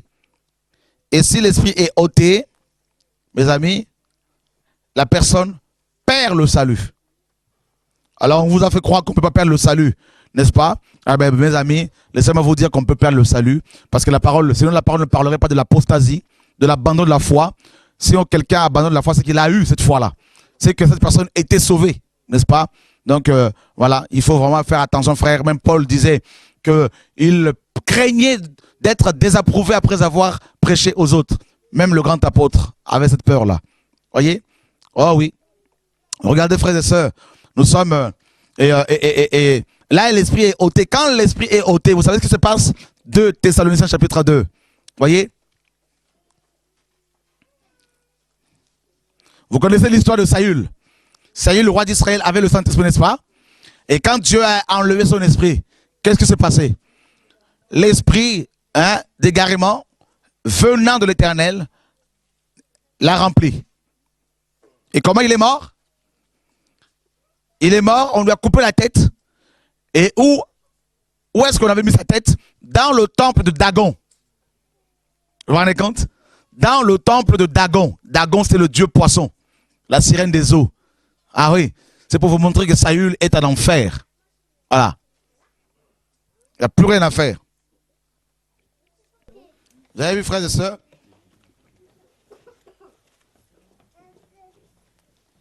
Quelqu'un peut-il nous lire là, 2 Thessaloniciens chapitre 2, à partir du verset 9. L'apparition de Jésus se fera par la puissance de Satan avec toutes sortes de miracles, de signes et de prodiges mensongers, et avec toutes les séductions de l'iniquité pour ceux qui périssent, parce qu'ils n'ont pas reçu l'amour de la vérité pour être sauvés. Aussi Dieu leur envoie-t-il une puissance d'égarement pour qu'ils croient aux mensonges, afin que tous ceux qui n'ont pas cru à la vérité, mais qui ont pris plaisir à l'injustice, soient condamnés. Alléluia. Waouh. Waouh. Waouh. C'est fort, hein? Tu peux le relire, Paul. Alléluia, gloire à Dieu. Tu peux le relire, frère. L'apparition de cet impie se fera par la puissance de Satan, avec toutes sortes de miracles, de signes et de prodiges mensongers, et avec toutes les séductions de l'iniquité pour ceux qui périssent, parce qu'ils n'ont pas reçu l'amour de la vérité pour être sauvés. Aussi Dieu leur envoie-t-il une puissance d'égarement pour qu'ils croient aux mensonges, afin que tous ceux qui n'ont pas cru à la vérité, mais qui ont pris plaisir à l'injustice, soient condamnés. Écoutez bien ici, frère. Vous vous rendez compte? Parce qu'ils n'ont pas reçu l'amour de la vérité pour être sauvés, Dieu leur envoie une puissance d'égarement. Alors, le mot puissance ici, en grec, c'est énergia. Énergia, qui a été traduit par puissance ou encore fonctionnement. Vous avez vu le fonctionnement de nos églises? Ben c'est une puissance d'égarement. C'est ça, c'est un démon. Un démon qui est à la base de ce fonctionnement. Quel est ce fonctionnement? C'est le fonctionnement pastoral. Vous avez vu? Dans les églises bibliques, on ne voit pas les pasteurs, un pasteur seul dirigé. Vous avez vu? Mais regardez dans nos églises, il y a toujours, dans chaque église, il y a toujours un pape. Un mini-pape. Un mini-pape qui est en même temps mes amis, un précepteur, hein, donc un huissier. Hein, donc il reçoit, il perçoit les impôts qu'on appelle la dîme chaque mois. Il veille avec son bâton, n'est-ce pas, avec son cahier de contrôle, que chaque chrétien, mes amis, paye son impôt. Comme on payait l'impôt à César. Vous avez vu? Ben voilà, ce sont des Césars. Et pour avoir ce pouvoir-là, ils ne sont pas investis par Dieu, mais par les hommes. On appelle cela l'ordination. Vous avez vu? C'est pour cela qu'ils ont des soutanes. C'est pour ça qu'ils ont des collègues cléricales. Pour se différencier de vous. Vous avez vu? Ce fonctionnement-là, qu'on appelle le sacerdotalisme, c'est-à-dire la médiation humaine. Dieu est au ciel, eux, ils sont en dessous, et vous, vous êtes en bas. Vous voyez? La médiation humaine, alors qu'il est dit clairement qu'il y a un seul médiateur entre Dieu et nous, Jésus-Christ homme, n'est-ce pas? Dans 1 Timothée 2,5, eux, ce sont des médiateurs soi-disant. Voilà pourquoi vous allez les voir à chaque fois pour qu'ils transportent vos prières devant le trône. Vous avez vu? Quand on a des problèmes dedans, pasteur, prie pour moi. Parce que toi-même, tu ne peux pas prier. Vous avez vu? Voilà. Parce que vous croyez qu'avec eux, le transport sera beaucoup plus fluide, le transport est beaucoup plus fluide, hein, n'est-ce pas? Donc, l'autoroute, voilà, il n'y a pas de bouchon. Voyez? Tellement qu'on est endoctriné. Voyez? On est complètement envoûté.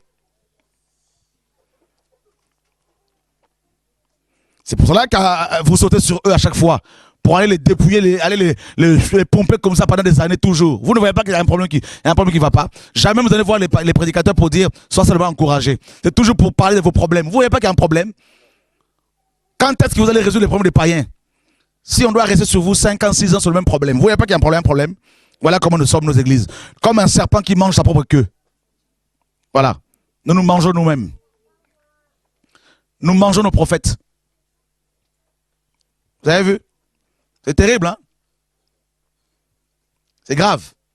Que Dieu nous aide. Nous devons nous repentir. Vous avez vu? Donc, Dieu leur envoie un fonctionnement démoniaque.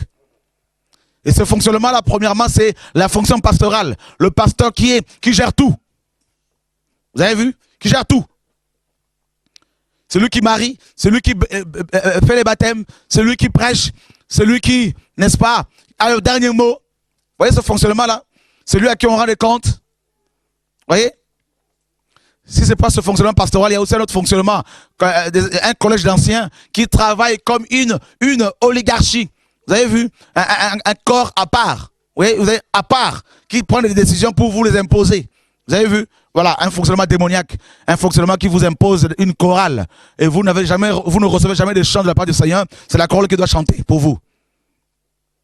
Voilà pourquoi ils sont devenus orgueilleux, ces chantres. Vous avez vu?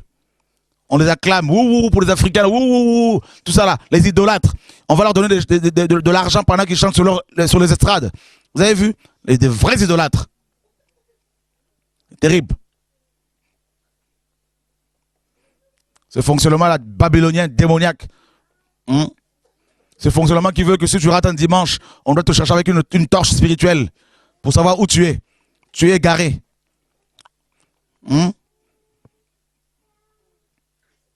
Et on vous dit que sur le site internet de chrétiens, de pasteurs, vous avez un onglet, devenir membre. Alors que vous êtes déjà membre du corps de Christ. Paul dit dans 1 Corinthiens 6, 15, ne savez-vous pas que vos corps sont des membres de Christ? Prendrais-je ces membres pour en faire les membres d'une prostituée? Eh bien voilà, on veut vous détacher du corps de Christ pour faire de vous des membres des visions pastorales, des entreprises privées. Vous avez vu, frères et sœurs? Voilà pourquoi il y a les cartes de membres. Vous devez remplir les conditions.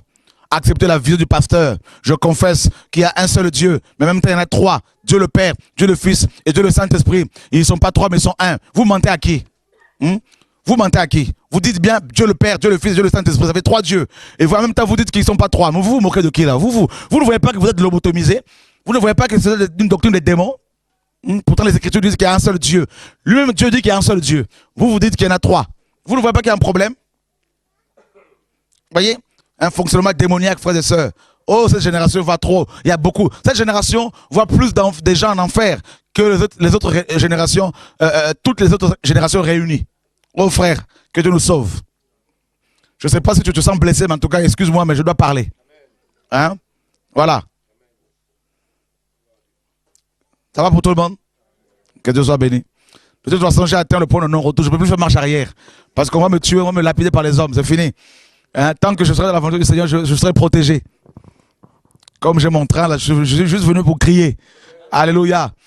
Vous savez pourquoi je suis venu ici à Mons? Parce que je sais qu'ici, il y a des gens qui craignent Dieu, c'est tout. Sinon, je ne vais plus dans les assemblées, je ne vais plus. Je ne vais plus. Voyez? Je ne vais plus parce que je sais que mon frère Jeff, tout ça là, aime le Seigneur, craint Dieu. Tout ça, mais sinon, là, frère, je ne vais pas faire de l'apologie des églises. C'est fini tout ça là, ça c'est du passé. C'est fini. Les gens ils m'invitaient pour aller remplir leur bâtiment et derrière, ils étaient en train de régner comme des chefs. Mes amis, ils ouvrent des sites internet, ils mettent leur vision, tout ça là. Hein, ils se disent, on va l'appeler comme ça, ceux qui suivent TV de vie vont venir. C'est fini tout ça, frère. Tous ces frères et ceux qui suivent le message dans le monde entier, je ne veux pas les orienter dans vos bâtiments d'église là. C'est fini. Fini. Je sais que vous faites des réunions contre moi. Je sais que vous faites des réunions, vous me voyez, vous me souriez. Mais vous faites des réunions sur moi là. Je bénis Dieu parce que la parole est claire. Je le sais. Vous pensez que je ne le sais pas, je le sais. Continuez parce que c'est bon. C'est Psaume 23. N'est-ce pas que ça s'accomplit? Au nom de Jésus.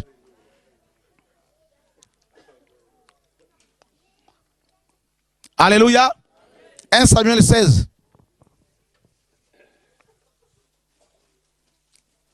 N'est-ce pas que vous aimez la vérité? Répercutez ces messages partout. Hein, tous ces messages, même les messages que vous recevez de la part de Dieu, donnez-les. Allez sur YouTube, faites des vidéos, parlez. Faites des messages audio, parlez.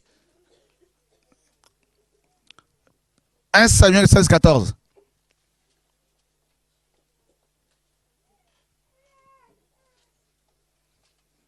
Quelqu'un peut lire? Hein?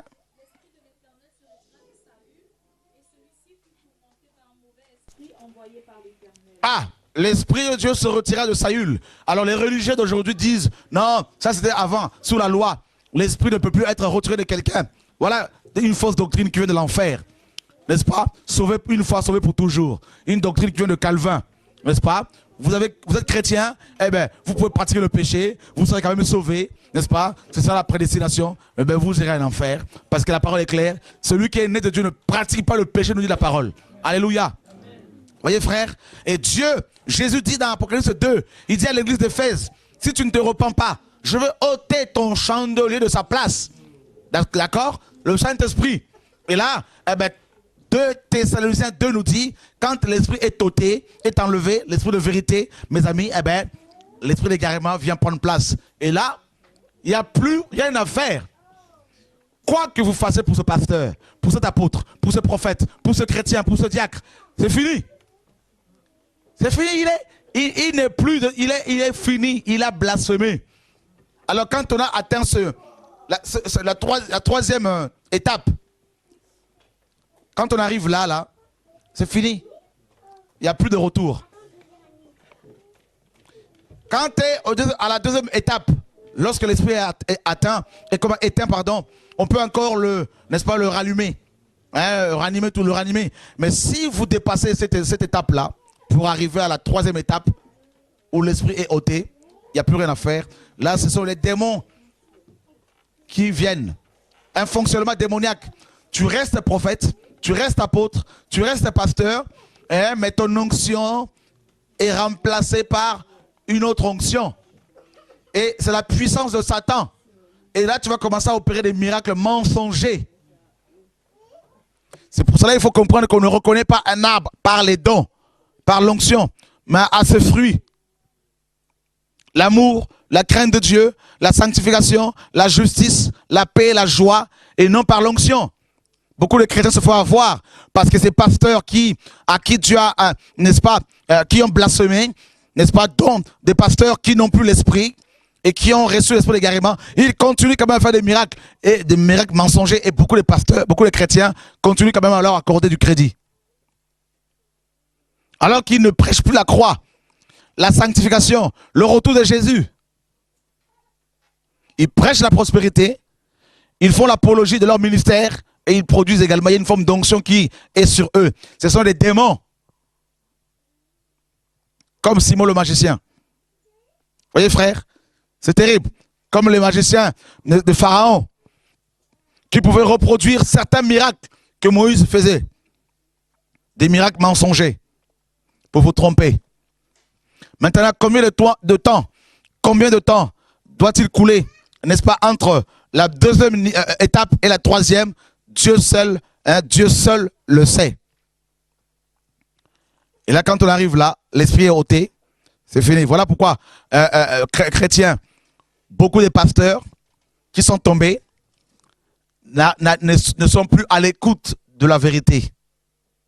Quoi que vous fassiez pour eux, ils n'écoutent plus. Vous ne vous êtes jamais posé la question, ne vous êtes jamais posé la question, pourquoi vos pasteurs d'hier continuent à s'enfoncer dans le mal? Eh bien parce qu'ils n'ont plus l'esprit, parce qu'ils ont blasphémé. Et Paul dit ceci dans 1 Timothée. Regardez bien.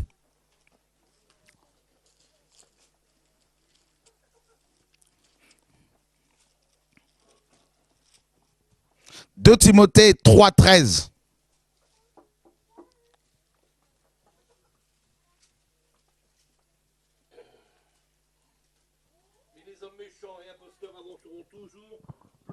plus dans le mal, égarant les autres et égarés eux-mêmes. Mais les hommes imposteurs et méchants, un imposteur, c'est qui?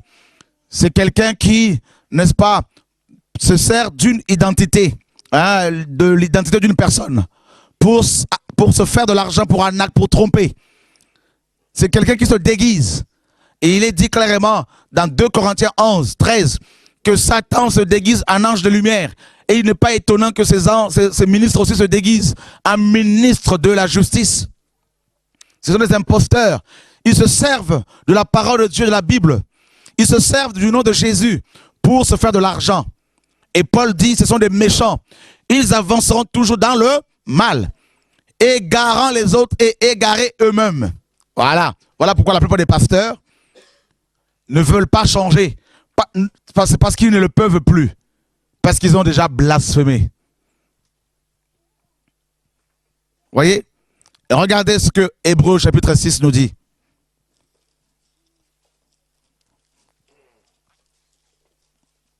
Chapitre 6, verset 4 à 7.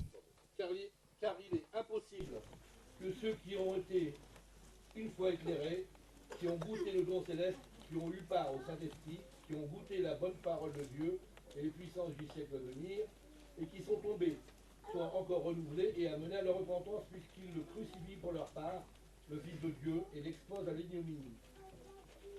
Lorsqu'une terre abreuvée par la pluie qui tombe souvent sur elle produit une herbe utile à ceux pour qui elle est cultivée, elle participe à la bénédiction de Dieu. Mais si elle produit des épines et des charbons, elle est réprouvée et près d'être maudite, et on finit par y mettre le feu. Vous avez vu? L'auteur dit, il est impossible. C'est pas moi qui le dis, hein. Il est impossible. Impossible. Impossible. Vous voyez? Je répète encore, il est impossible que ceux qui ont été une fois éclairés, or la plupart de nos pasteurs ont été éclairés une fois. Quand on est éclairé, on se convertit comme nous autres. D'accord? Le voile a été ôté lors de notre conversion et on se tournait vers le Seigneur. On a été éclairé sur notre état, sur la réalité du monde spirituel. On a été éclairé. Donc, il est dit ici qu'il est impossible à ceux qui ont été éclairés, premièrement. Deuxièmement, qui ont goûté le don céleste. C'est qui le don céleste? C'est le Saint-Esprit. repentez-vous et convertissez-vous, n'est-ce pas, à cause de vos péchés, et vous recevrez le don du Saint-Esprit. Donc, il est impossible à ceux qui ont été éclairés, qui ont goûté le don céleste, deuxièmement, qui ont eu part, n'est-ce pas, au Saint-Esprit. Vous voyez que le don céleste c'est l'Esprit. Qui ont goûté à la bonne parole de Dieu et les puissances du siècle à venir et qui sont tombés, soient encore renouvelés et amenés à la repentance, puisqu'ils crucifient pour leur part le Fils de Dieu et l'exposent à l'ignominie. C'est fini, Paul. C'est impossible. Voilà pourquoi le pasteur de l'église de Lambersart, il n'y a plus rien à faire pour lui. Vous pouvez aller voir ces pasteurs avec le message du retour de la parole. Matin, midi, soir, ils ne changeront jamais. Et Pierre, dans 2 Pierre 2 nous dit, ils ont été créés pour être pris. Ils sont nés pour être pris et détruits. Jude nous dit, ce sont des astres errants. L'obscurité des ténèbres leur est réservée. Des hommes sensuels, dépourvus de l'esprit. Jude dit qu'ils se sont glissés parmi nous. Ils changent la grâce de Dieu en dérèglement. Ils renient notre seul maître qui nous a racheté, Yeshua. Voilà. Il n'y a plus rien à faire. Voilà pourquoi ces pasteurs deviennent de plus en plus pires. S'ils sont dans un péché, s'ils tombent dans l'adultère et ne se repentent pas publiquement, ils vont persévérer dans le péché, l'esprit sera attristé, et comme ils ont été ordonnés, ils ont des membres derrière eux, ils sont dans l'orgueil, ils ne veulent pas se repentir pour ne pas perdre, de peur de perdre leur salaire, leurs fidèles, ils continuent dans l'orgueil tout en péchant. Et là, l'esprit est attristé, ça peut durer 2 ans, 3 ans, 4 ans, et l'esprit, personne ne voit encore leur péché, parce que Dieu est patient. Eh bien, au bout d'un certain temps, l'esprit est éteint, et il continue, il pense que Dieu ne le voit pas, et à un moment donné, Dieu va, n'est-ce pas, ôter son esprit, et c'est l'esprit d'égarement qui va venir. On va commencer à entendre ces pasteurs prêcher, mes amis, sur la prospérité, alors que hier, ils l'ont dénoncé. La prospérité financière, matérielle. Ils vont commencer à prêcher sur the kingdom now, le royaume maintenant. Ils vont commencer à remettre en cause l'enlèvement de l'église, les noces, la divinité de Jésus. Ils vont commencer à dire que Dieu est tellement amour qu'on peut pécher tout en invoquant son sang, et on sera purifié, on sera lavé. On peut pécher et en invoquant le feu de Dieu, on va être consumé, le péché sera consumé et on va être rétabli.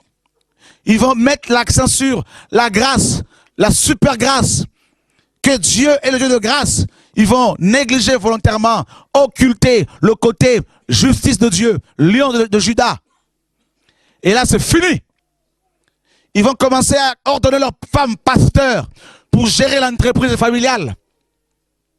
Ils vont commencer à s'allier avec d'autres pasteurs comme eux pour être forts.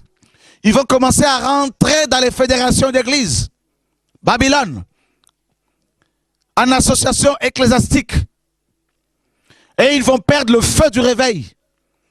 Ils vont perdre, n'est-ce pas, l'approbation du Seigneur.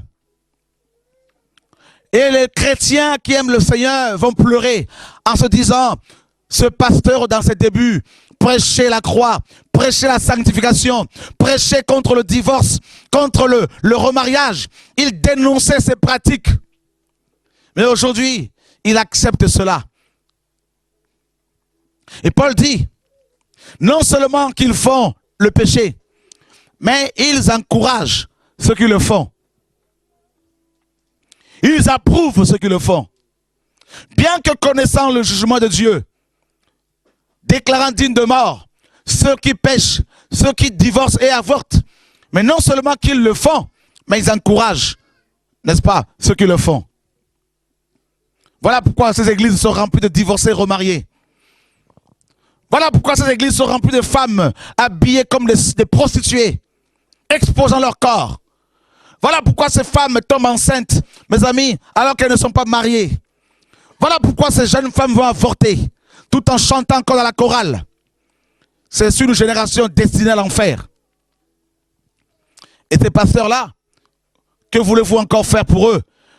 Et quand Dieu envoie un prophète, ils vont s'allier entre eux comme Hérode et Pilate, des ennemis qu'ils étaient devenus amis pour combattre leur ennemi commun, Yeshua.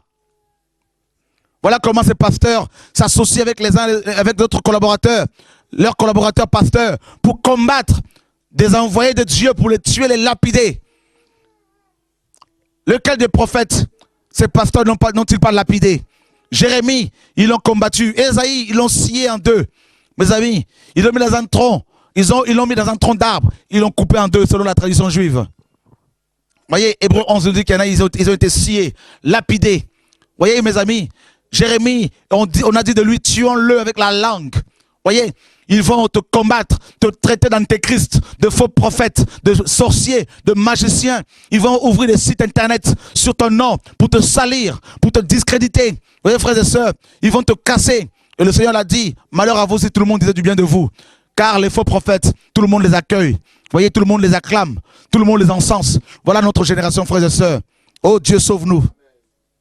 Vous avez vu? Voilà pourquoi la plupart de ces pasteurs que vous connaissez ne peuvent plus faire marche arrière. Leur situation, mes amis, empire tous les jours, tous les ans. Mes amis, ils changent de doctrine, ils s'enfoncent dans le mal. C'est parce qu'ils ont atteint le point de non-retour. Ils ont blasphémé contre l'Esprit de Dieu. C'est fini. Fini. Fini.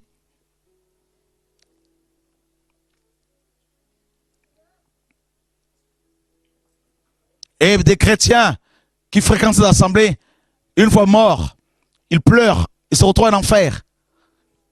Ils disent, Seigneur, pardonne-moi, donne-moi l'occasion. Il y en a, ils disent, Seigneur, donne-nous l'occasion de repartir sur terre, afin de dire à nos pasteurs, de prêcher la vérité.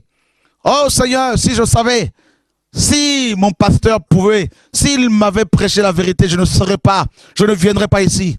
Et Dieu leur dit à chaque fois, vous aviez ma parole entre vos mains.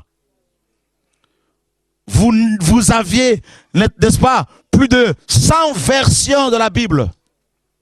Contrairement aux chrétiens de l'église primitive, qui n'avaient qu'une seule version.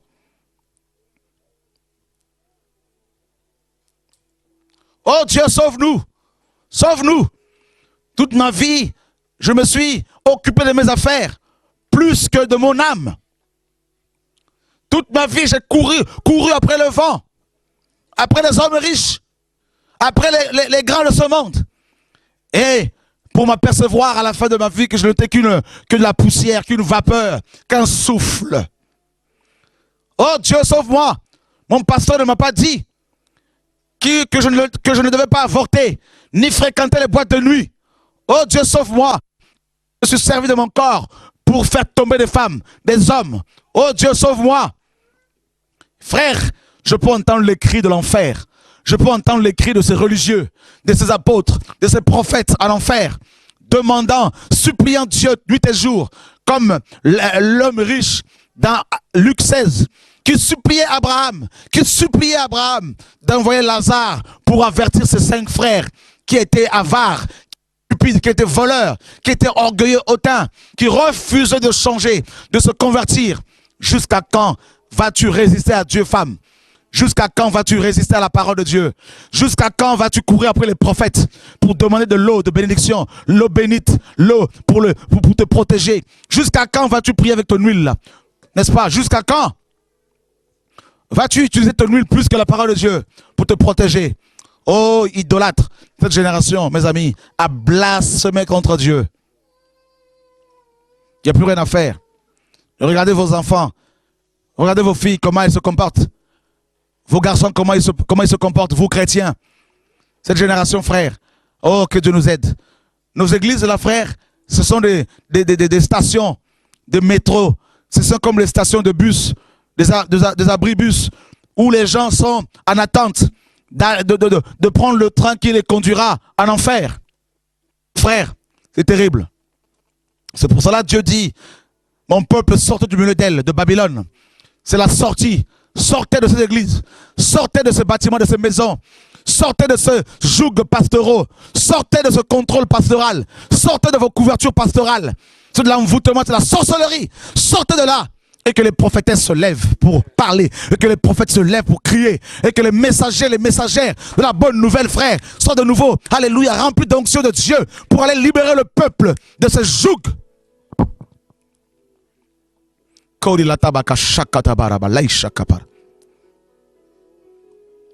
Oh Dieu, sauve-nous. Oh Dieu, sauve-nous.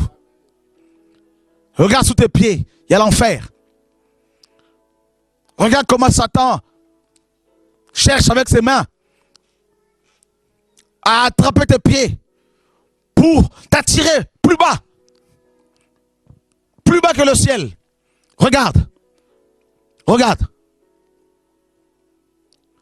Toutes les fois où tu t'es masturbé, toutes les fois où tu as convoité, toutes les fois où tu étais sur les sites pornographiques, regarde toutes les fois où tu as menti, regarde toutes les fois où tu t'es servi de quelqu'un d'autre pour avoir de l'argent, toutes les fois où tu as été là pour briser des mariages. Eh ben, aujourd'hui, là, si tu ne te repens pas là, c'est l'enfer, ma soeur, c'est l'enfer qui t'attend. Et tu vas le regretter pendant l'éternité. Fini.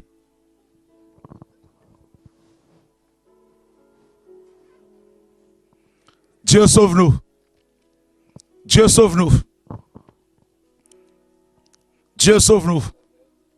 Pleurez pour vos familles. Pleurez pour vos enfants. Pleurez pour vos parents qui ne veulent pas changer. Pleurez pour ces pasteurs. Car certains seront éclairés parce qu'ils sont de l'ignorance. Et ils cherchent Dieu réellement. Pleurez pour cette génération, frère. Pleurez pour vos bouts de choux qui vont se retrouver en enfer en train de brûler pendant l'éternité. Gémissez, gémissons, pleurons, crions à Dieu. L'heure est grave. L'heure est grave, chrétien. Plus ça va, plus Dieu me dit de crier parce qu'il revient. Yeshua en tant que lumière ne peut que revenir parce que les ténèbres ont envahi les nations. Et il ne pouvait pas le faire avant. Parce que la lumière prend toute sa signification, devient significative au sein des ténèbres.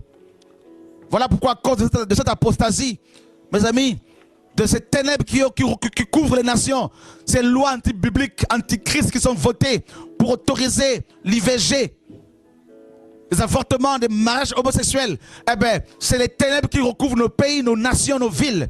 Voilà pourquoi Yeshua, en tant que lumière, ne peut que revenir, frères et sœurs. Oh, jeunes gens, sauve-toi. Sauve-toi de cette génération. Sauve-toi. Prends tes jambes à ton cou. Sors de Babylone. Quelle que soit la pression de l'ennemi, ne te laisse plus vaincre par le péché. Refuse la compromission. Refuse les amitiés des hommes. Accepte la solitude. Accepte qu'on te lapide. Accepte qu'on te traite de secte. Accepte le rejet. Accepte la mort.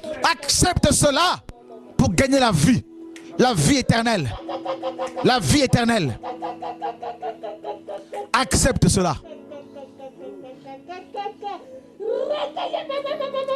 Moi et ma maison, comme disait Josué, nous servirons l'Éternel.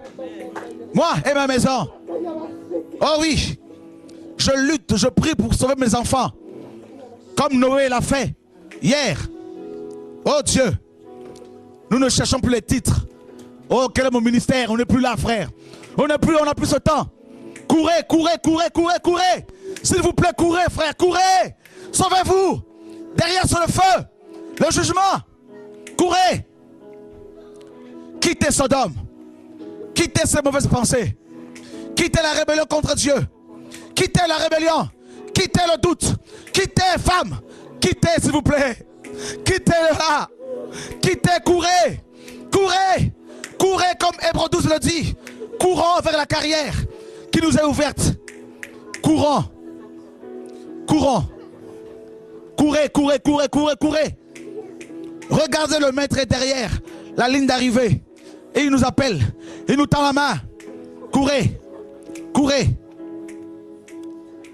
Courez. Tu n'as pas été destiné pour brûler dans le feu. Courez. Courez. Courez. Courez. Courez. Courez.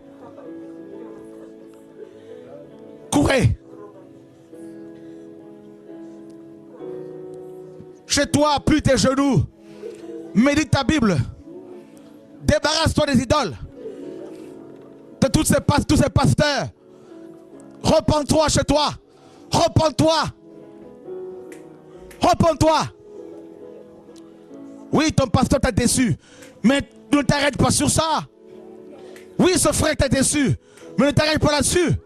Cours, cours, cours, cours. Cours. Korila tabakaraba shakatabaraba la tabakarabakar. Korila tamandala kashekatabaraba la tabakaraba sheka. Choisis tes amis. Choisis tes amis. Choisis. Dieu te dit tes amis. La mauvaise compagnie corrompt les bonnes mœurs. Tu as la liberté de choisir. Tu as le pouvoir de choisir avec qui parler, avec qui négocier, avec qui prier, avec qui méditer. C'est ton choix, c'est ta liberté.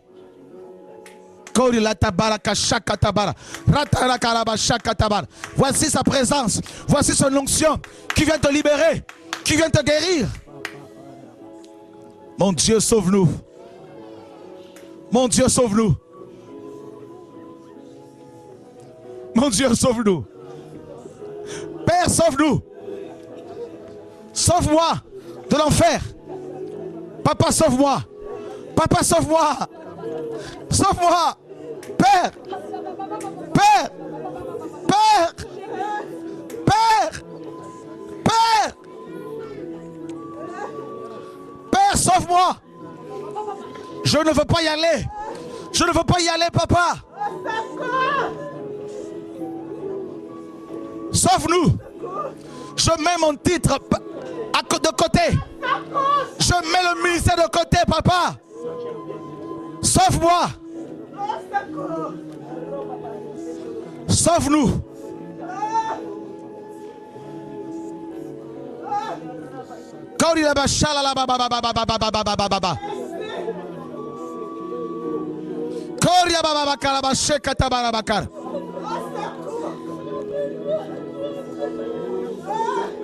Viens à notre secours.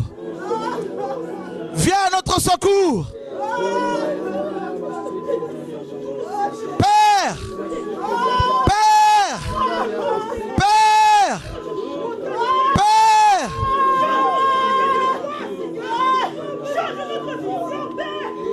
Père.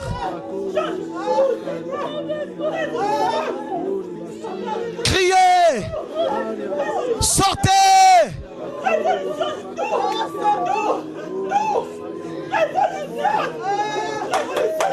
Sortons.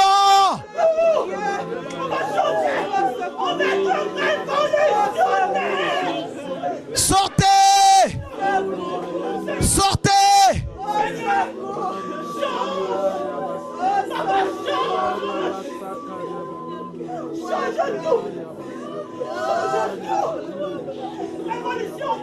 Sors. Laisse la colère. Sors. Laisse le mensonge. Sors. Sors. Sors.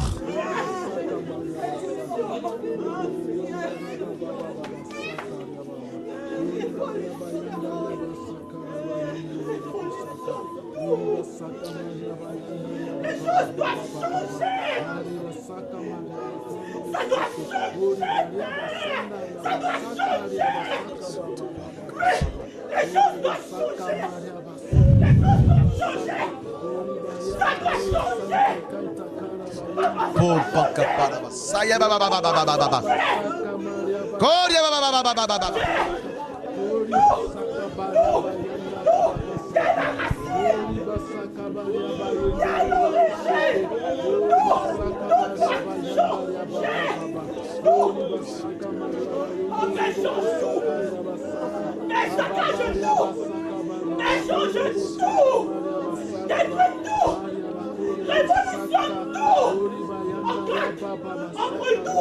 On saccage, on déracine, on enlève tout, on garde tout, on enlève.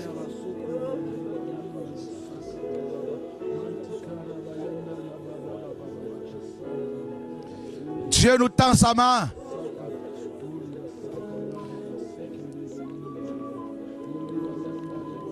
Ma fille, tu parleras de ma part, te dit le Seigneur. Des jeunes femmes t'attendent. J'ai mis mes paroles dans ta bouche. J'ai mis mes paroles dans ta bouche. Tu es ma soldate. Tu es ma guerrière. Va et avertis. Va et avertis. Parle. On te traitera de Jézabel, de rebelle. Mais parle. Ma fille, je compte sur toi. Parle.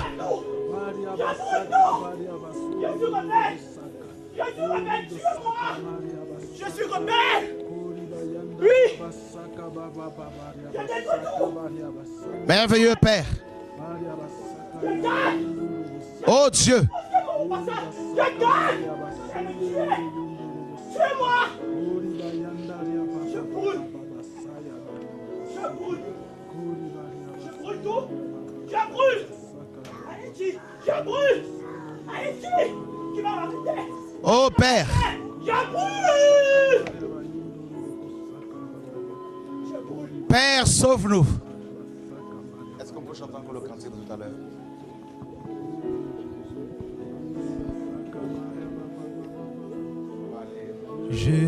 Jésus est Dieu. Jésus est Dieu. Jésus est Dieu.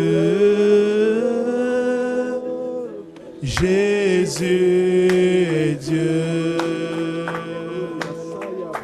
Jésus est Dieu. Jésus est Dieu. Jésus est Dieu.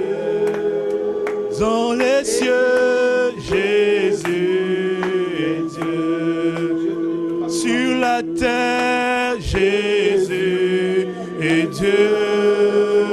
Jésus est Dieu. Jésus est Dieu. Il est Dieu. Jésus est Dieu. Chantons encore. Jésus est Dieu. Jésus est Dieu. Jésus est Dieu. Il est Dieu. Jésus est Dieu. Jésus, il a vaincu la mort. Jésus est Dieu. Jésus, Jésus est Dieu. Jésus est Dieu.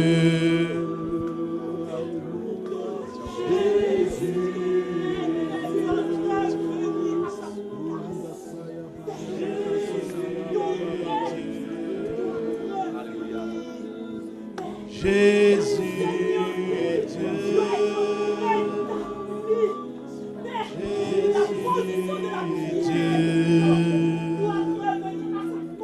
Jésus est Dieu. Jésus, Jésus est Dieu. Jésus est Dieu. Jésus est Dieu. Jésus est Dieu. Jésus est Dieu. Dans les cieux, Jésus est Dieu. Sur la terre, Jésus est Dieu. Il est Dieu. Jésus est Dieu. Jésus, Jésus est Dieu. Jésus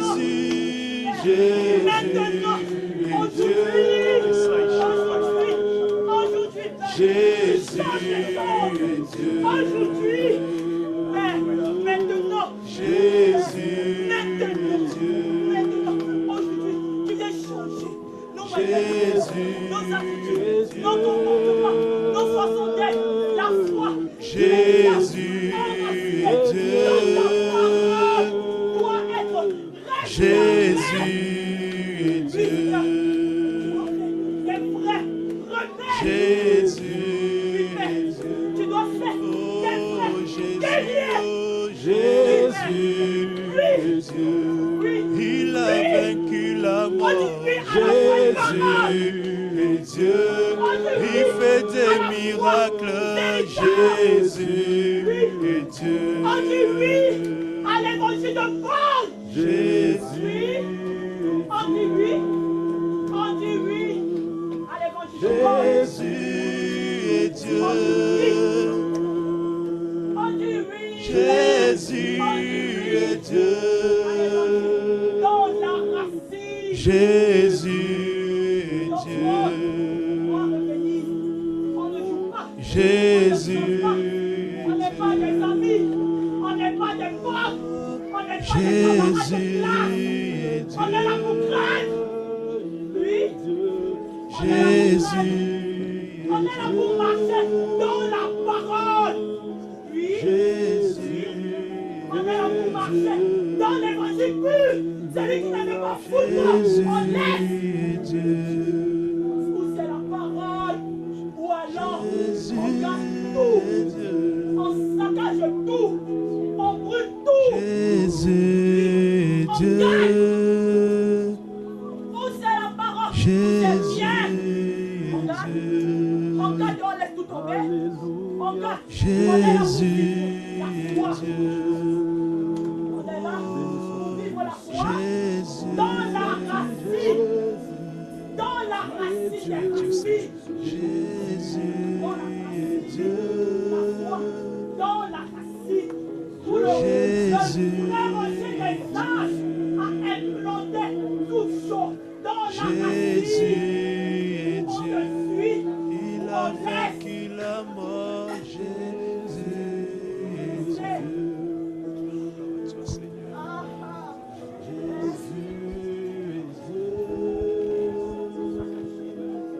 Jésus est Dieu. Jésus est Dieu. Jésus est Dieu. Jésus est Dieu. Jésus